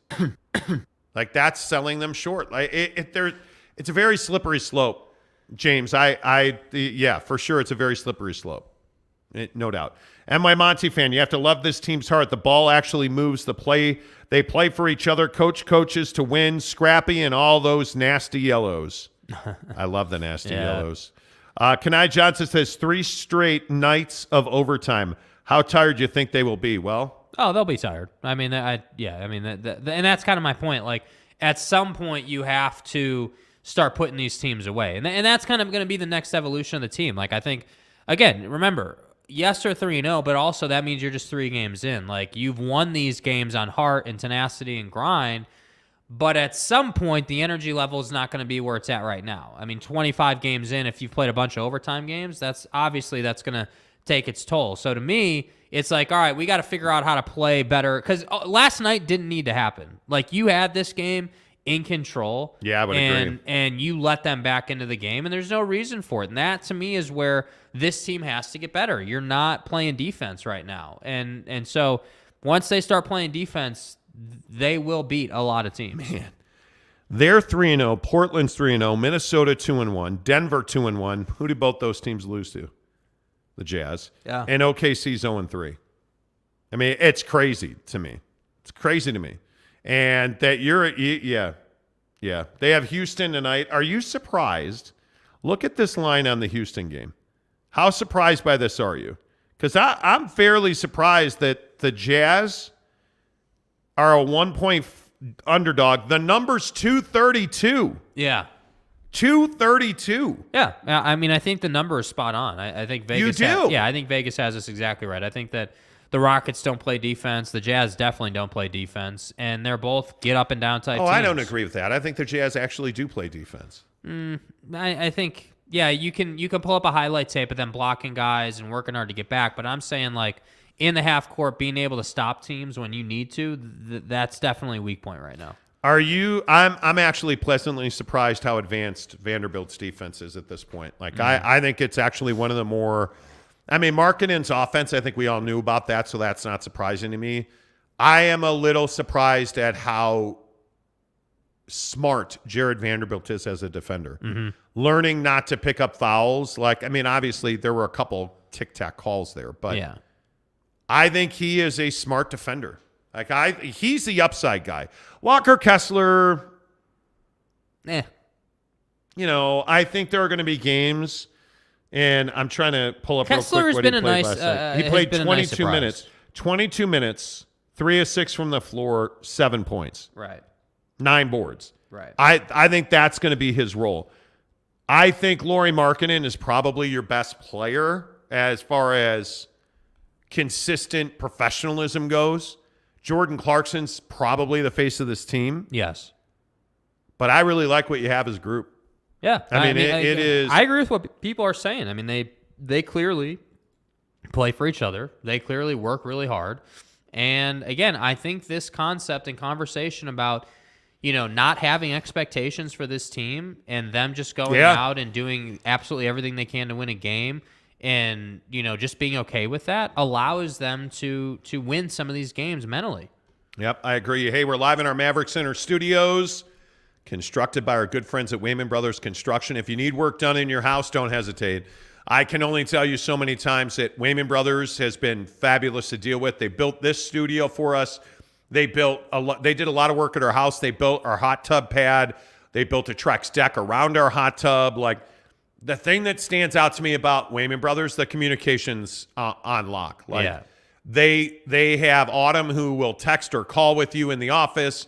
If you have a question about your job, Alma Wayman absolutely communicates with you. He's on the job site. From Josh, who was the lead on our job, like, it just everything you want from a contractor you get. The job was done early, not on time. It was done early. It was done on budget. They actually came back and accommodated us on adding more things. Like, just a really good contractor experience. And not once, not twice, 2, 3, 4 times we've dealt with Wayman Brothers, and they've been really easy to deal with consistently now. So if you're having your basement finished, call Wayman Brothers Construction. Your kitchens, your bathrooms. If you're doing new floors in your house, if you're adding an apartment or an office above your garage with so many people working at home. I know so many people that are doing projects in their house to, build infrastructure for an office. Call Wayman Brothers. They can do it all. 801-654-1028. 801-654-1028 for Wayman Brothers Construction. Make sure tell them you heard about them on the Monty Show. Talking Utah Jazz basketball this morning. Do you want the Jazz to tank? Are you, as a Jazz fan, are you happy about them being 3-0? I think this is there is a big divide on the Jazz amongst fans. There's so many that want Victor Wembanyama on this team. And I think there's nobody's going to argue that. You'd love to wind up with that guy and see what he can do for you. But there is some simple truth to be had. One, he's going to be almost impossible to get. But two, do you want your team rebuilding for 5 years? Because if you wind up with Victor Wembanyama, I don't see him as a star right out of the gate in this league. Right. I think he's a project. I think it's going to be very difficult, very, very difficult to have a playoff team if you're drafting Victor Wembanyama. I think it's going to be very difficult. So my question is, as a Jazz fan, would you rather they be 0-3 or 3-0? Frankly, I love it. I think this is one of the most enjoyable Jazz teams we've seen recently. Yeah. So I think it's phenomenal. Yeah, I think 3-0 is obviously better than 0-3. And so for me, I've never been someone who wanted them to tank. I've never been someone who has advocated for, lose as many games as possible and win like 15 or 20 games. I've never been that guy. I think that mentality-wise, with what Danny Ainge has said, and frankly what he's done, he's showing you that, his goal and his actions tell us that, yeah, the mission is not to go after VW. The mission is to, get our financial house in order. And as a side effect of that, you're not going to win as many games. I mean, that's just part of the process. But that, to me, is very different than intentionally burning a roster down, only filling it with guys that are not going to be able to compete, and basically intentionally losing as many games as possible. It's two very different paths. And I think Danny has also said, as you reference all the time, that he's too old to do the whole tanking thing and, be awful for like 5 to 7 years. And I listened to this bite from Danny. Remember this bite where he talked about 16 years of mediocrity? The reality is we've had 16 years of, it's better than mediocrity for sure at times in the last 16 years, but at the same time, it really hasn't been championship caliber basketball. And 16 years without getting past the second round of the playoffs, I think is not what any of us want. And so the change is just, okay, here we are with veteran team, had been all in on this veteran team. I think Dennis Lindsey has done a fantastic job in this organization, as did Quinn Snyder. And but I just think we're starting over. Yeah, there you go. Danny Ainge kicking off the biggest stories in sports this morning, presented by Quick Quack Car Wash. Quick Quack Car Wash all across the valley. Make sure when you go to Quick Quack, you tell them you heard about it on the Monty Show. They're great to do business with. They're quick. It's easy to go to Quick Quack Car Wash. It's fun to go to Quick Quack Car Wash. Bring the kids, all the colors, all the different soaps, all the different lights. It's just a really good experience. The people are super friendly. The price is right. Make sure you get your membership now because, again, what do we have? Now the sun is up here in West Valley at Maverick Center this morning. Yep. But left the house this morning. It was still a little bit of snow falling from the sky here in South Jordan. Salt on the roads. You got to be careful out there. You want to make sure that your car is clean. You want to make sure your paint's protected. Do that at Quick Quack Car Wash. There's no doubt the biggest story in Utah sports right now is the Utah Jazz being 3-0. And I love all the comments. You hear that from Danny there. I love all the comments. This one right here is interesting, though. Zayman says Vanderbilt looks like Rodman 2.0. Now, I heard Big T say that last night on the broadcast. I covered Dennis Rodman both as a Laker and as a Chicago Bull, and I can tell you that I don't think Vando is anything like Dennis Rodman. I think they do the same job, basically, but Dennis Rodman is arguably the best rebounder in the history of the NBA. And I think that Jared Vanderbilt is somebody that's offensively evolving, but defensively, he's really solid. I don't know how to break it to you, but this Jazz team's actually really good defensively. And the question's always going to be, who's that lockdown defender? Jared Vanderbilt could develop into that guy. And I think his tenacity, his hustle, that's what I like so much about Jared Vanderbilt. Kevin M. says Jazz defensive rating is 107. It's out of this world. It is, to me, they're better defensively than I ever thought they would be. NY Monty fan says, if you're a Russell Westbrook, what are you thinking right now? No one wants you on their team, and every time you get the ball, your teammates cringe. Russell Westbrook's in a terrible spot. Yeah. He's watching the best years of his career melt away. He has got to get out of Los Angeles. And I think the only way he gets out of there is they need to negotiate a buyout. Because I agree, I think it's going to be very difficult to make that trade now. Listen, I don't care if he's in the middle of open heart surgery. Get him on the phone. Yeah, you got to do something to get Russell Westbrook out of there. Because I agree with all of the NFL NBA pundits who say he's joyless right now. He went after a fan the other night who told him he sucks. And I mean, it was clearly abusive, and the fan totally cracked because Westbrook was walking off the court at Crypto.com, not Staples Center anymore, and he's walking into the tunnel, and the guy was just being a jackass, telling me he sucks, you're terrible, and he came back out, and he was like, "What'd you say? What'd you say?" And the guy wouldn't repeat it. But that's the level that Russell Westbrook is dealing with emotionally. Yeah, it's not. You're exactly right, NY Monty fan. I think it's very difficult. Tom Basilius says chemistry is huge. The Jazz team has it. Last few years, they didn't seem to be any. They had no chemistry the last 2 years specifically at all. Yeah. Kevin M. says 8th best defensive rating. It's nothing short of a miracle that this team is this good defensively. Yeah, it's early. There's no scouting on them. I think that. Yeah, but I think it is. I'm not going to go with you on that. I think it's pretty remarkable that they are already this good defensively. Like, I think it's pretty amazing to me anyway, that when you look at what the Jazz are and you look at what they've become and you look at who they are, that, yeah, I think it's pretty amazing. Hey, look, Tyson Whiting, Tyson, come here. Tyson should absolutely come on. You got to unlock the door for Tyson. All right, see you guys later. Yeah, we got to get Tyson on the is Tyson Whiting? Tyson Whiting's about to be the first one in the guest chair. Look at that. Tyson Whiting wandering the halls of Maverick Center this morning. There, yes, come in, please. Come in, have a seat. Tyson Whiting, the voice of the Utah Grizzlies, known as pull that microphone in.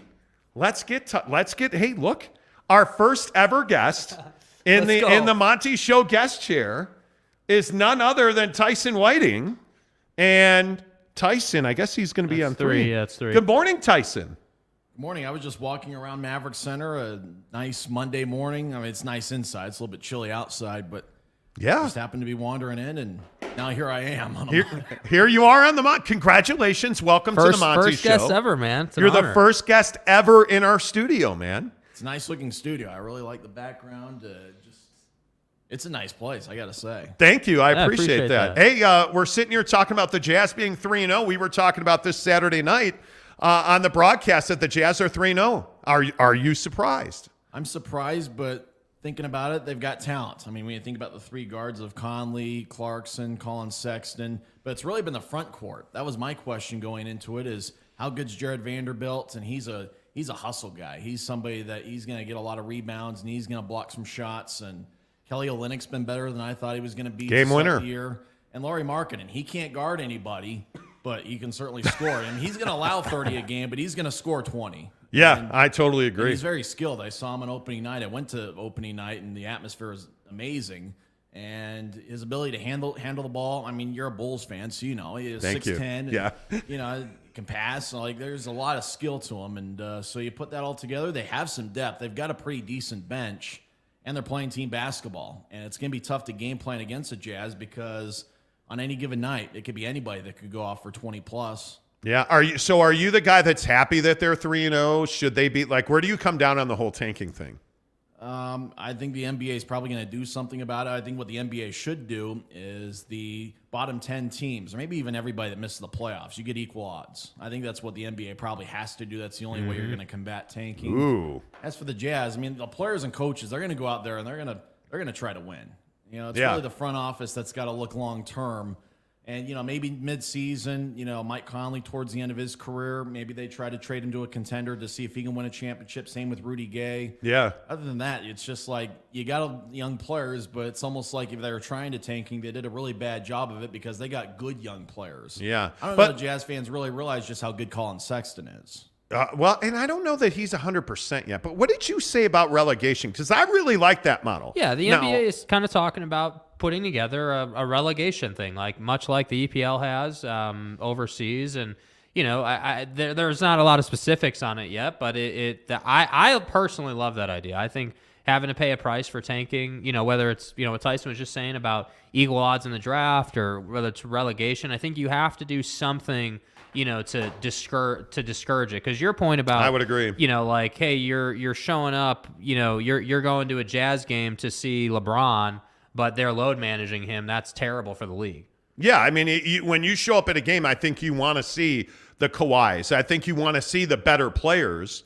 So when you load manage and this is the Laker conversation, right? Because you always wind up, Anthony Davis never plays, it seems like, or look at Zion last night and getting hurt again. Mm-hmm. He's going to miss time. Like, that's terrible for the NBA. Would you support like relegation, like the bottom 3 teams go down to the G League, the top 3 teams in the G League come up to the NBA? I would, but the owners would never agree on it because that would drop the value of their franchise totally 50%, exponentially, 60%. Although I do think the possibility of LeBron James playing in the G League for a year would be pretty funny. Could you imagine? Could you guys imagine the Lakers getting relegated? So that's a great question. I mean, would it be the G League that you'd go down to, or would it be like, would they have to form their own sort of Euro League? A Euro League? Yeah, that would be. Can you guys imagine? Can you imagine a scenario like in English soccer where because you have so many tiers of soccer in England, right? But could you imagine where there's like 2-3 tiers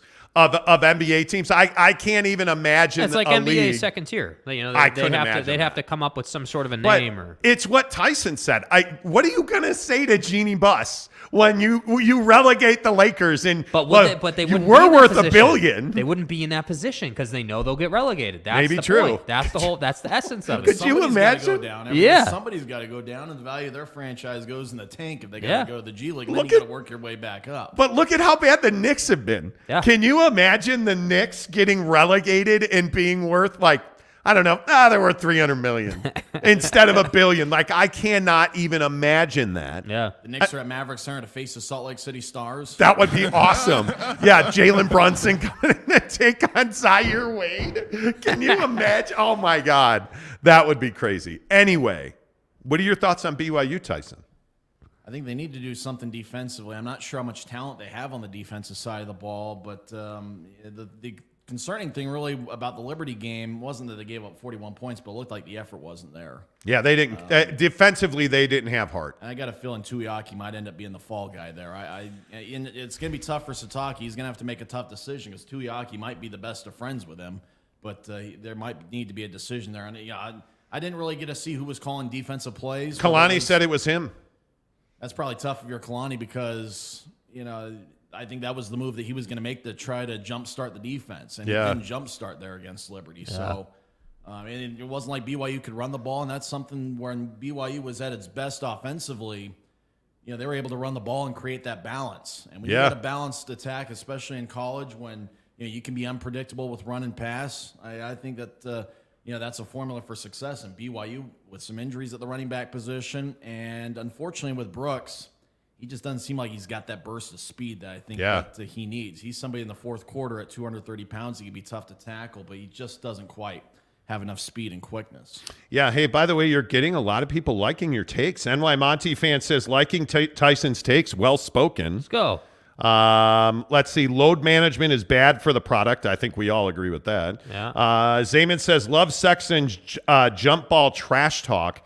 He bricked the 3 right after. You have to make that. You do. See, like, if you're gonna talk a guy down, you gotta make that. You gotta make that, Jay. Fat Jesus says Dale Hellestray. Good old Dale Hellestray. Yeah. Former Cowboy long snapper many years. Yeah. Yes. See, that's why Tyson's on the show. Yeah. Dale Hellestray suggested that your draft position is determined by your record after you get eliminated from contention. It would give incentive to win in the end. I don't mind that. I mean, Yeah, but so how do you if you have the worst draft position in the NBA, if you have the worst record in the NBA, don't you need the draft to help? Well, supposedly. Doesn't the draft make you the better team? I mean, I guess it depends. I mean, that's where I think the draft is tough because, like Danny Ainge will tell you, he doesn't have time to build this team through the draft per se. Like he's got all those draft picks, but is he going to trade them or how's he going to go about that? And then another guy like OKC is building through the draft, and they're definitely a team that's going after VW. Kevin M says send them to the WNBA. Okay, we're going to move on. My Monty fan says relegation would be very interesting. I'd like to see the Washington Mystics and the Las Vegas Aces playing, Becky Hammond would be an NBA coach. Yeah. Yeah, absolutely. But what happens if the Aces are better than the Thunder? Dude. And the Aces get promoted? Do you know how much junk would be talked?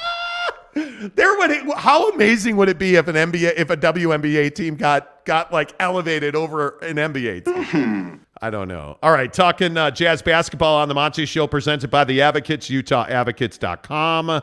Connor Tulin says, Monty, what's your take on the New York Giants right now? They're 6-1. Yeah, is my take, which is shocking that they are 6-1. So yeah, that's it. Boyd Lake says, what does Tyson think of Tuiaki's Make-A-Wish defense where mediocre QBs can have an all-time day?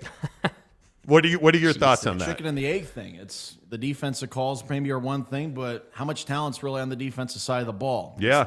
When Sitake took over a handful of years ago, I think one thing BYU fans were hoping for is that with the background that he had at Utah and the great defensive lines that Utah had when he was there, I think they were hoping that BYU within a couple of years would be able to transition and have great defensive lines. And, they don't have that. Their defensive line is maybe average at best. Man, that's interesting. Like when Utah State's running the ball on you for about 200 yards, that's a problem. Yeah. When Wyoming can run the ball on you, that's a problem. And I knew that, Notre Dame, Arkansas. Yeah. And, Liberty's, obviously they're a group of 5 team, but, they're well coached with Hugh Freeze. They had a really good quarterback in Malik Willis. Oh, come on. 41-14, though?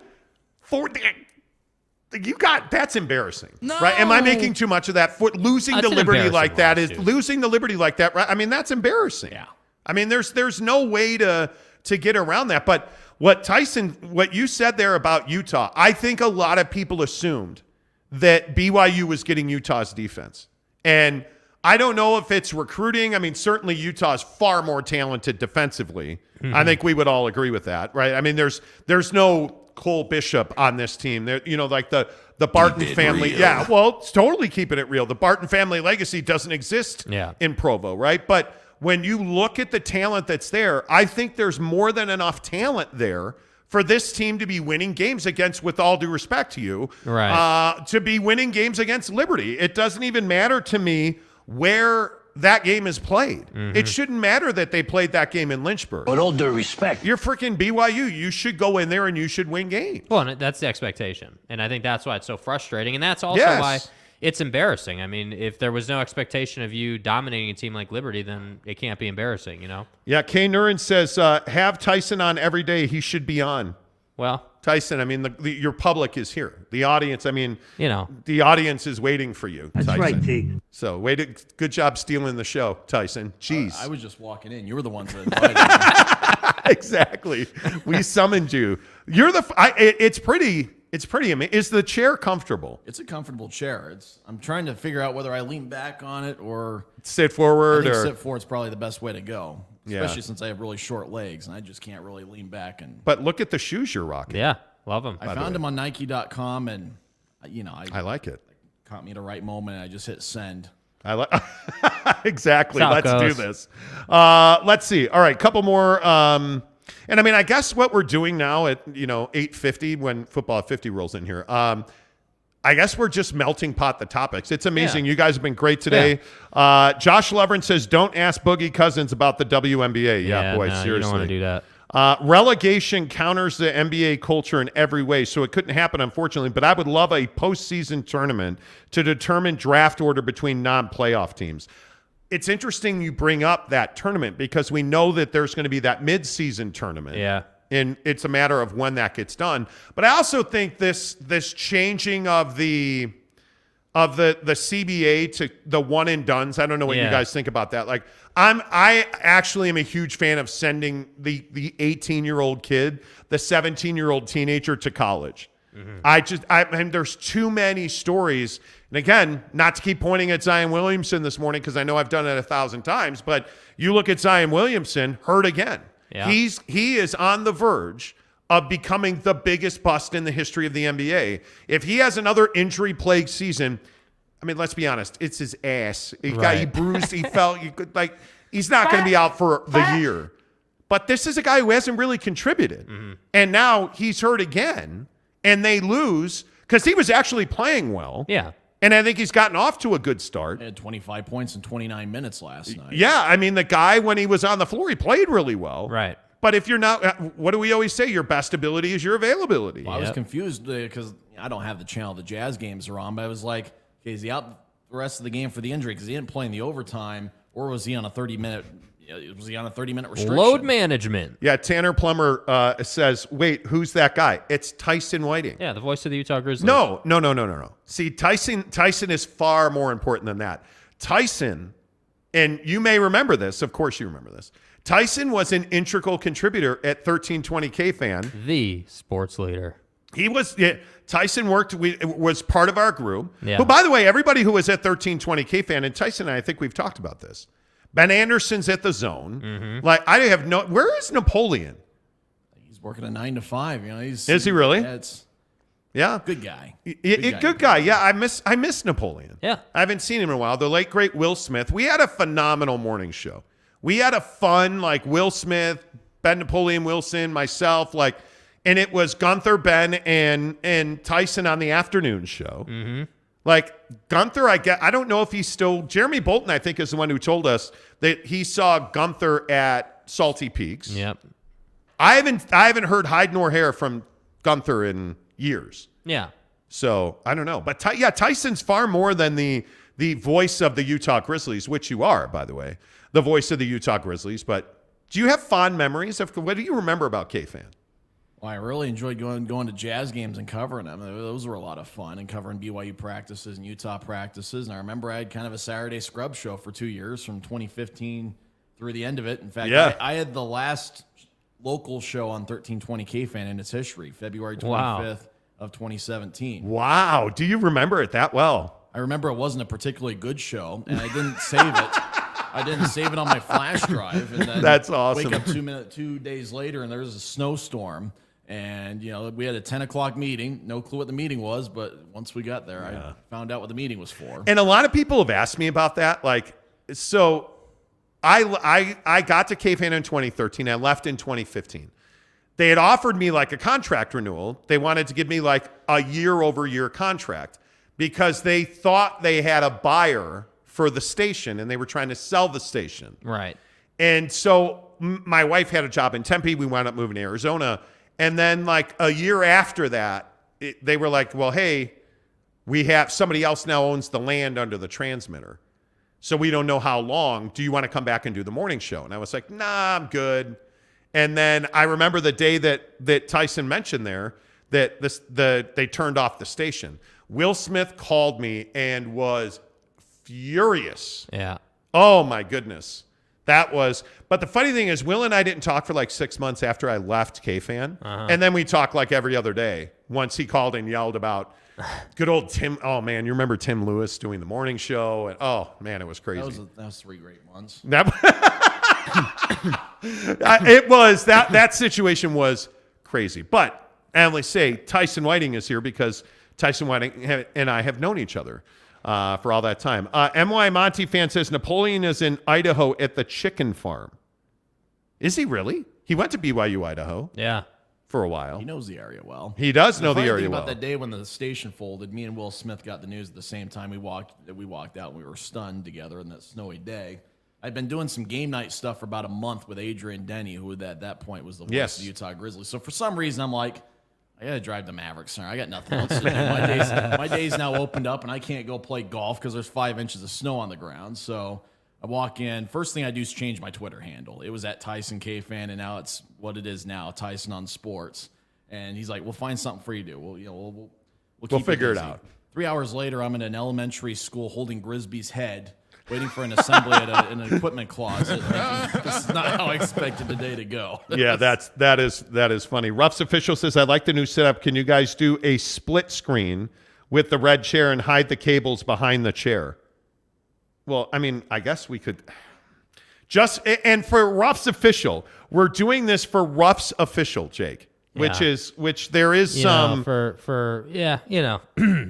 not a Hall of Famer. But not a Hall of Famer. Definitely that's as good a shot as we're going to get. And no, you can't do. I don't think we can do split screen like that. No, not this way. No, not like that. We can't. Top Ramen says, I've been a fan for over a year, and you guys, I am proud of being a fan. I constantly tell friends and family you have to watch the Monty Show. Congrats, gentlemen. You deserve it. Thank you. I appreciate you. It's fun to be here. This is our first show. For those of you who don't know, we're at the Maverick Center. We built the studio. And the guys here at the Maverick Center, and again, I call them out because they have worked really hard to help us. Brian Pruch, Jared Youngman, certainly Kevin Bruder have given us this space to do what we wanted to do, and this is what that turned into, which is awesome. Tyson, Fat Jesus says, Tyson, be honest. You popped in this morning because this room is where you used to sneak away for a cigarette in girly magazines. Well, I don't know that, Tyson, this would be the place. Built, so it wasn't like this right there. My office is a door, so I could do that without having to go anywhere. Well, see? Attaboy, Tyson. Tyson welcomes himself. Tyson's kind of a big deal. He has his own office with a door that locks, and by the way, it has a window. Just saying, he's kind of a big deal. Yep. Top Ramen says, Fat Jesus, do you know me? I don't know what that means. Josh Lovren, does Tanner know Travis Huntington? Why are we doing LinkedIn on the Monty Show right now? I don't know. You know what I'm saying. Don't ask me. James Jensen says, where can we say the Jazz are going to be great? When can we say the Jazz are going to be great? Oh, man. Yeah, you got some time yet. I mean, you could potentially be a playoff team this year. Yeah. Have you changed your mind on win total? No. I think they have to prove they can do this over 20, 25 games. I think you have to show me that you can consistently play defense. I think the 107 rating is a falsehood because there's no scouting on this team, or now obviously with 3 games in there's a very little bit of scouting. I think they've been playing teams who are blind to what they're trying to do. And I think now that you understand that what these guys can do a little bit, you're going to see teams are going to play a little better against them. That said, I still think their talent and their work hard and their hustle is going to make them a good defensive team. Okay, so Marcus DM'd me to say, how come you guys aren't talking about food on your show anymore? You usually talk about breakfast, and I have no idea what to eat today. Dude, you're talking to someone who's been up since 4 a.m. I had some leftover pizza about an hour ago. Jesus. Where's my cold pizza? Where's my breakfast burrito? I haven't had breakfast. You know what my breakfast was today? This White Cannon Monster. I haven't had breakfast today. Yeah, come on. Usually Mrs. Monty, who's off today, she'll be here tomorrow, but usually Mrs. Monty makes us oats for breakfast. Yeah. By the way, Tyson, you'll be happy to know there'll be a refrigerator and a microwave in the closet over there. That's very much needed. I was thinking maybe we need an oven too, just in case I want to bake something. An oven. By the way, and we can transition to food real quick because we got about 6-7 minutes left.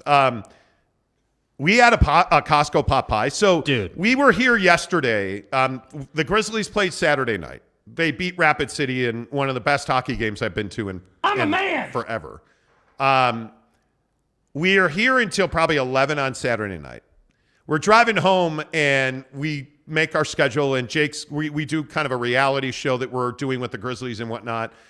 And so we come in, we build the studio yesterday, we wire all the cameras, and we're going home, and I said to Jake, what do you want to eat? And he goes, I don't know, but I want something savory.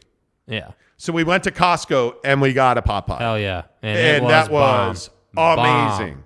Amazing. But I will say, we also had Taco Bell this weekend. Yeah. Tyson, do you have a favorite Taco Bell item? Probably the Doritos Locos Tacos. Yes. Oh, yes. There you go. We had the Crunch Wrap. Was the Crunch Wrap any good for you? The Crunch Wrap right. Quesadillas are reliable. Taco Bell. No, I agree. stop. The Doritos They got Locos. the breakfast, but they only have breakfast at like certain locations. So the one I drive past doesn't have breakfast, but you go down the road a little bit, they've got one that does. See, have that's breakfast. a problem. You can't have it at some and not at others. And it's the Wendy's thing Yeah. we talked about a couple of weeks ago. Yeah. The Wendy's in South Jordan by our house doesn't have enough employees, so they're not open until, I think it's 11 now. Yeah. They open at 11 o'clock. You can't get Wendy's breakfast. But This is a code 10 abort. I will say, having a Mexican pizza this weekend was the greatest part of my weekend. Not a phenomenal hockey game. 2 really good hockey games, actually. Not like building the studio or spending time with, my offspring. No. Right. Having a Mexican pizza Right. was far more rewarding. You see, I'm a guy of simple taste. I am a guy of simple taste. Having the Mexican pizza was amazing. Yeah. It was absolutely amazing. So that's what did you have any great food this weekend? Tyson, we talk about food on this show like every day. It's a thing, as you Nothing can wrong tell. with that. No. Did you have any great food this weekend? Trying to remember what I had for lunch yesterday. That's the thing. I remember the football game was good. I remember it was a good lunch. I just don't remember what it was. But see, we were supposed to have a good lunch on Saturday. Yeah, no, forget that. We got screwed on. This weekend, was so weird.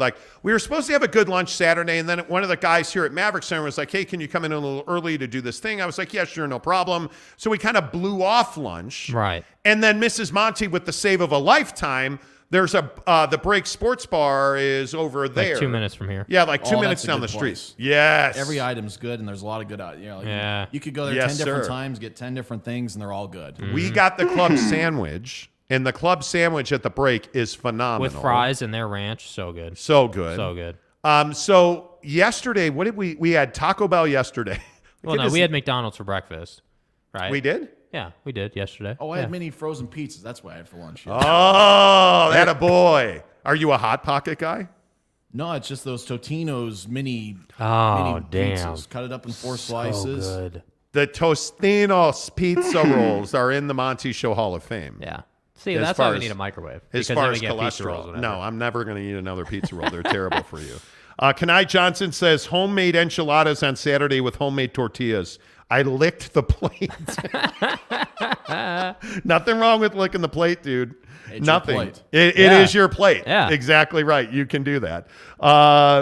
They traded, Friday Night Plan says they traded Donovan because they know that they would not win with Mitchell. Maybe.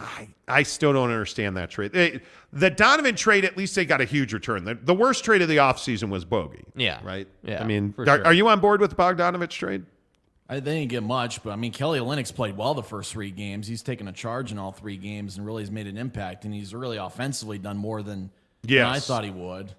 And they end up releasing the other guy they traded for, Saban Lee. Yeah, but they got his money in that deal too. But I honestly think they traded Bojan Bogdanović to Detroit to screw the Lakers. Yeah. I think they did not want to make a deal with the Lakers. Honest to God, I think that's the only thing that I've been able to come up with as to why they traded Bogey to Detroit is to screw the Lakers. Because I can't think of any other logical reason. And I know that Kelly Olynyk is a Danny Ainge guy. I totally understand that. I get that. But I'm telling you, it makes no business sense to trade him to Detroit instead of L.A. when you could have either bought out Russ's contract and had all that cap space. But again, this also, I think, goes to this conversation of, is the front office trying to tank or trying to tank? And I don't think they are. No, I don't think so. That's in my opinion, is I don't think they're trying to tank. I think they think the draft next year is more than just the top 2 guys. They really like 3 through 10. And they talk about the following year's draft as being just about as good. Yep. Danny Ainge, remember, Jason Tatum wasn't exactly a number 1 pick. Jaylen Brown was down there just a little ways. Danny Ainge has confidence that even if he doesn't get the number 1 pick, even if he gets, pick number 5 or pick number 6, he feels like he's going to get a really good player. Yeah. And Justin Zanuck, if he's got a say in it, he probably thinks back to, Donovan Mitchell was drafted in the teens, and we picked up Rudy Gobert, bought him out from the Nuggets in the late first round. Yeah, totally agree. So they don't think that, okay, it's Victor and Scoot, or we don't get anybody. They feel like, all right, if we're drafting 7th, we're going to pick the right guy, and we're going to get a good player. Yep, totally agree with that. Hey, don't forget to hook it up, trydaytrading.com/Monty. I always tell you this every day. What? Oh, hey, okay. Change the damn camera. Easy. I've got all kinds of buttons and stuff. You know what I'm saying? Trydaytrading.com/Monty. You want to get off that 9 to 5 side hustle? I'm telling you, You're working 2 jobs. You're trying to figure out right now, hey, the holidays are coming. We've got gas bills, light bills. Stop worrying about your money and start learning that day trading is a legitimate hustle that can turn into your permanent income. TryDayTrading.com/Monty. Just watch the free webinar. That's all you have to do at TryDayTrading.com/Monty. All right, a bunch of you are in on food. Jansen says, and I'm going to guess, Tyson doesn't know this comment. He can't see it, but I'm going to guess Tyson's going to approve that JCW's never disappoints. Oh, it never disappoints. Thank you. See? Yeah. See? I know Tyson food a little knows bit. food. Tyson knows food. Yeah, 100%. Absolutely. Josh Levern says pizza rolls are lava pockets. Yes. The next time I burn my face on a pizza roll. Listen, dude, you got to air fry your pizza rolls and have them with ranch. Baking is cool. It works. But that next level thing I've found, Have you been to Super Chicks yet, Tyson? No, I haven't. Oh, my God. Super Chicks, their ranch dressing, I'm telling you, so good. Pure cut cocaine. They must mix it in there with the ranch. Right. Because that ranch is outstanding. Lidocaine and B12. I'm serious. I'm serious. NY Monty fan says, hit the like button. Yes, please. Come on, let's go. What do we have? Almost 3,000 views and 71 likes. The percentages are not good. Yeah, come on. Much like getting VW at the top of the draft. Let's go. Yeah, let's go. Lopes fan Gabe says, vegetarian until Thanksgiving, huh? Well, okay, listen. Lopes, your accountability is not appreciated these last couple of weeks, okay? Tyson, we had an agreement with Mrs. Monty that we would be vegetarians until Thanksgiving. Listen, I'll start taking over play calling for food selection if that's what we need to do. No, but you're the dick who does that whole thing. Yeah, see, you do this on purpose. You did this on purpose, and I do not appreciate it. So yesterday, I said to Jake, hey, what do you feel like? You feel like eating anything? Because all we do is spend time together, right? I'm like, hey, are you hungry? You feel like eating anything? Yeah, whatever you want. And I'm like, okay, can you narrow that down a little bit? He goes, whatever. He has it drives me. You're a woman, dude. It drives me crazy. Hell no. And I'll be like, hey, what music you want to listen to? Whatever you want. You'll never give me, do you want Cafe Rio? Yeah, if that's where you feel like going. I can tell you right now, I love some McDonald's right now. I'd love some Beto's right now. I would love, Beto's breakfast burrito. Are you a Beto's guy, Tyson? I like the breakfast burritos. Yes. Yeah, hell yeah. You live in Kearns. Yep, I live right across the street from the Olympic Oval. You do? Right next to the high school. Wow. Okay, there you go. Tyson Whiting lives in Kearns. So you're not that far. You can. Hello? Hello. Neville says, when is the SLC start going to start at the Maverick? When are the SLC Stars going to start at the Maverick Center? December? I think. They might have some games in November. Something like that. At home. November, December, I think, is my guess. Josh Levern says, air fryer is the only way for everything. Well, dude, straight up. It is. Fat Jesus wants to know, where does Tyson sit with blue cheese dressing? This is a big moment for you. You may never be welcome back, depending on how you answer this question. No pressure. First of all, drumettes or flats when you eat wings? I don't want to work on the bones, so it's just like I go boneless. Oh, he goes. Okay, see, politician. See, unfortunate. He did well there. That's a very unpopular decision for some. I am a drum guy. Jake is a flat guy. Okay, blue cheese dressing. Are you a blue cheese fan? I'm good with it on wings. I know Adrian Denny, the old voice of the Grizzlies. He was a big-time ranch fan. Yes, thank you. He loved ranch. Adrian Denny, a good man, now in Tucson. I am blue cheese never. Yeah. Ever. Never. I'm blue cheese on some things, but okay, not others. Okay, I can That's deal fair. with. Do you like ranch? Yeah, I like ranch. Okay, good. See, he's amenable. It's Tyson. Yeah, he gets it. It's Tyson. Yeah. There's nothing, NY Monty fan says, boneless. What? Boneless wings belong at the kids' table. Come on, man. Well, I do live in my parents' basement, so what do you want from me? I'm kind of a loser. Oh, stop. You are not a loser. No, you're not. Tyson is a no-bone kind of guy, Josh Levern says. Carlin LaFavor says, y'all hate for blue cheese is uncalled for. No, it's not. You know what, dude? No, it's not. Listen, ranch is clearly superior. It is. It is. Jansen says, I love flats and drums, but if I had to pick one, it's drums because it's easier to get all the chicken. Thank you. I don't disagree with that. Thank you. I don't disagree. Thank you. See, there is some normalcy on this show. Yeah. But if you know how to manipulate a flat, right, you can just pull the bone. Yeah. Thing is, there are some days where boneless are cheaper, and boneless seems to be cheaper than bone-in. But aren't boneless wings chicken nuggets? Yeah, pretty much. They're glorified chicken nuggets. Yeah, I think they are. With a little bit more crispiness to it. But you are also a savvy shopper, though. You know the days and the times to go to certain places for certain things. I do know that at Wingstop, boneless wings are cheaper on Mondays and Tuesdays. Best wings. Where do you get where are your go-to wings? If I'm going out, it's probably Wingstop. But the smoker just takes it to another level. I see. That's the thing. Wings at home. Yeah, takes it to another level. Yeah. Anyway, Tyson, good to see you, friend. Good to see you. I was just walking around and we made you come in here. Pretty much. We did. I could have just walked off, but that would have been awkward, Tyson. You wouldn't want to just walk off. No, we don't want awkward. No, we don't want awkward. So day one is in the books. Day one's in the books. Day one is in the books here at the Maverick Center. We will work on sound deadening materials. We will. Yeah, there is a bit of an build echo. the set. Yeah. We need another light up in the corner. Yeah. I agree because there are improvements. You're looking look at you looking all dark and whatnot. Okay. It is what it. Okay. What can I say? Get him some ketchup with those boneless nuggets. Do you put ketchup on boneless wings, Tyson? No, I don't put ketchup on many things. Are you barbecue sauce guy? I grew up in Utah, so fry sauce. Fry sauce. See, but that's fair. That's fair. See, I didn't grow up in Utah, so I'm more of like a ranch barbecue guy. But fry sauce here is the great thing is everywhere you go, their fry sauce tastes a little bit different. Everybody puts their own little twist to it. Yes. Yeah. Yes, absolutely. Look at that. Wes Wayman says, we'll get it done, Monty. Yes, we have some more small improvements we need made.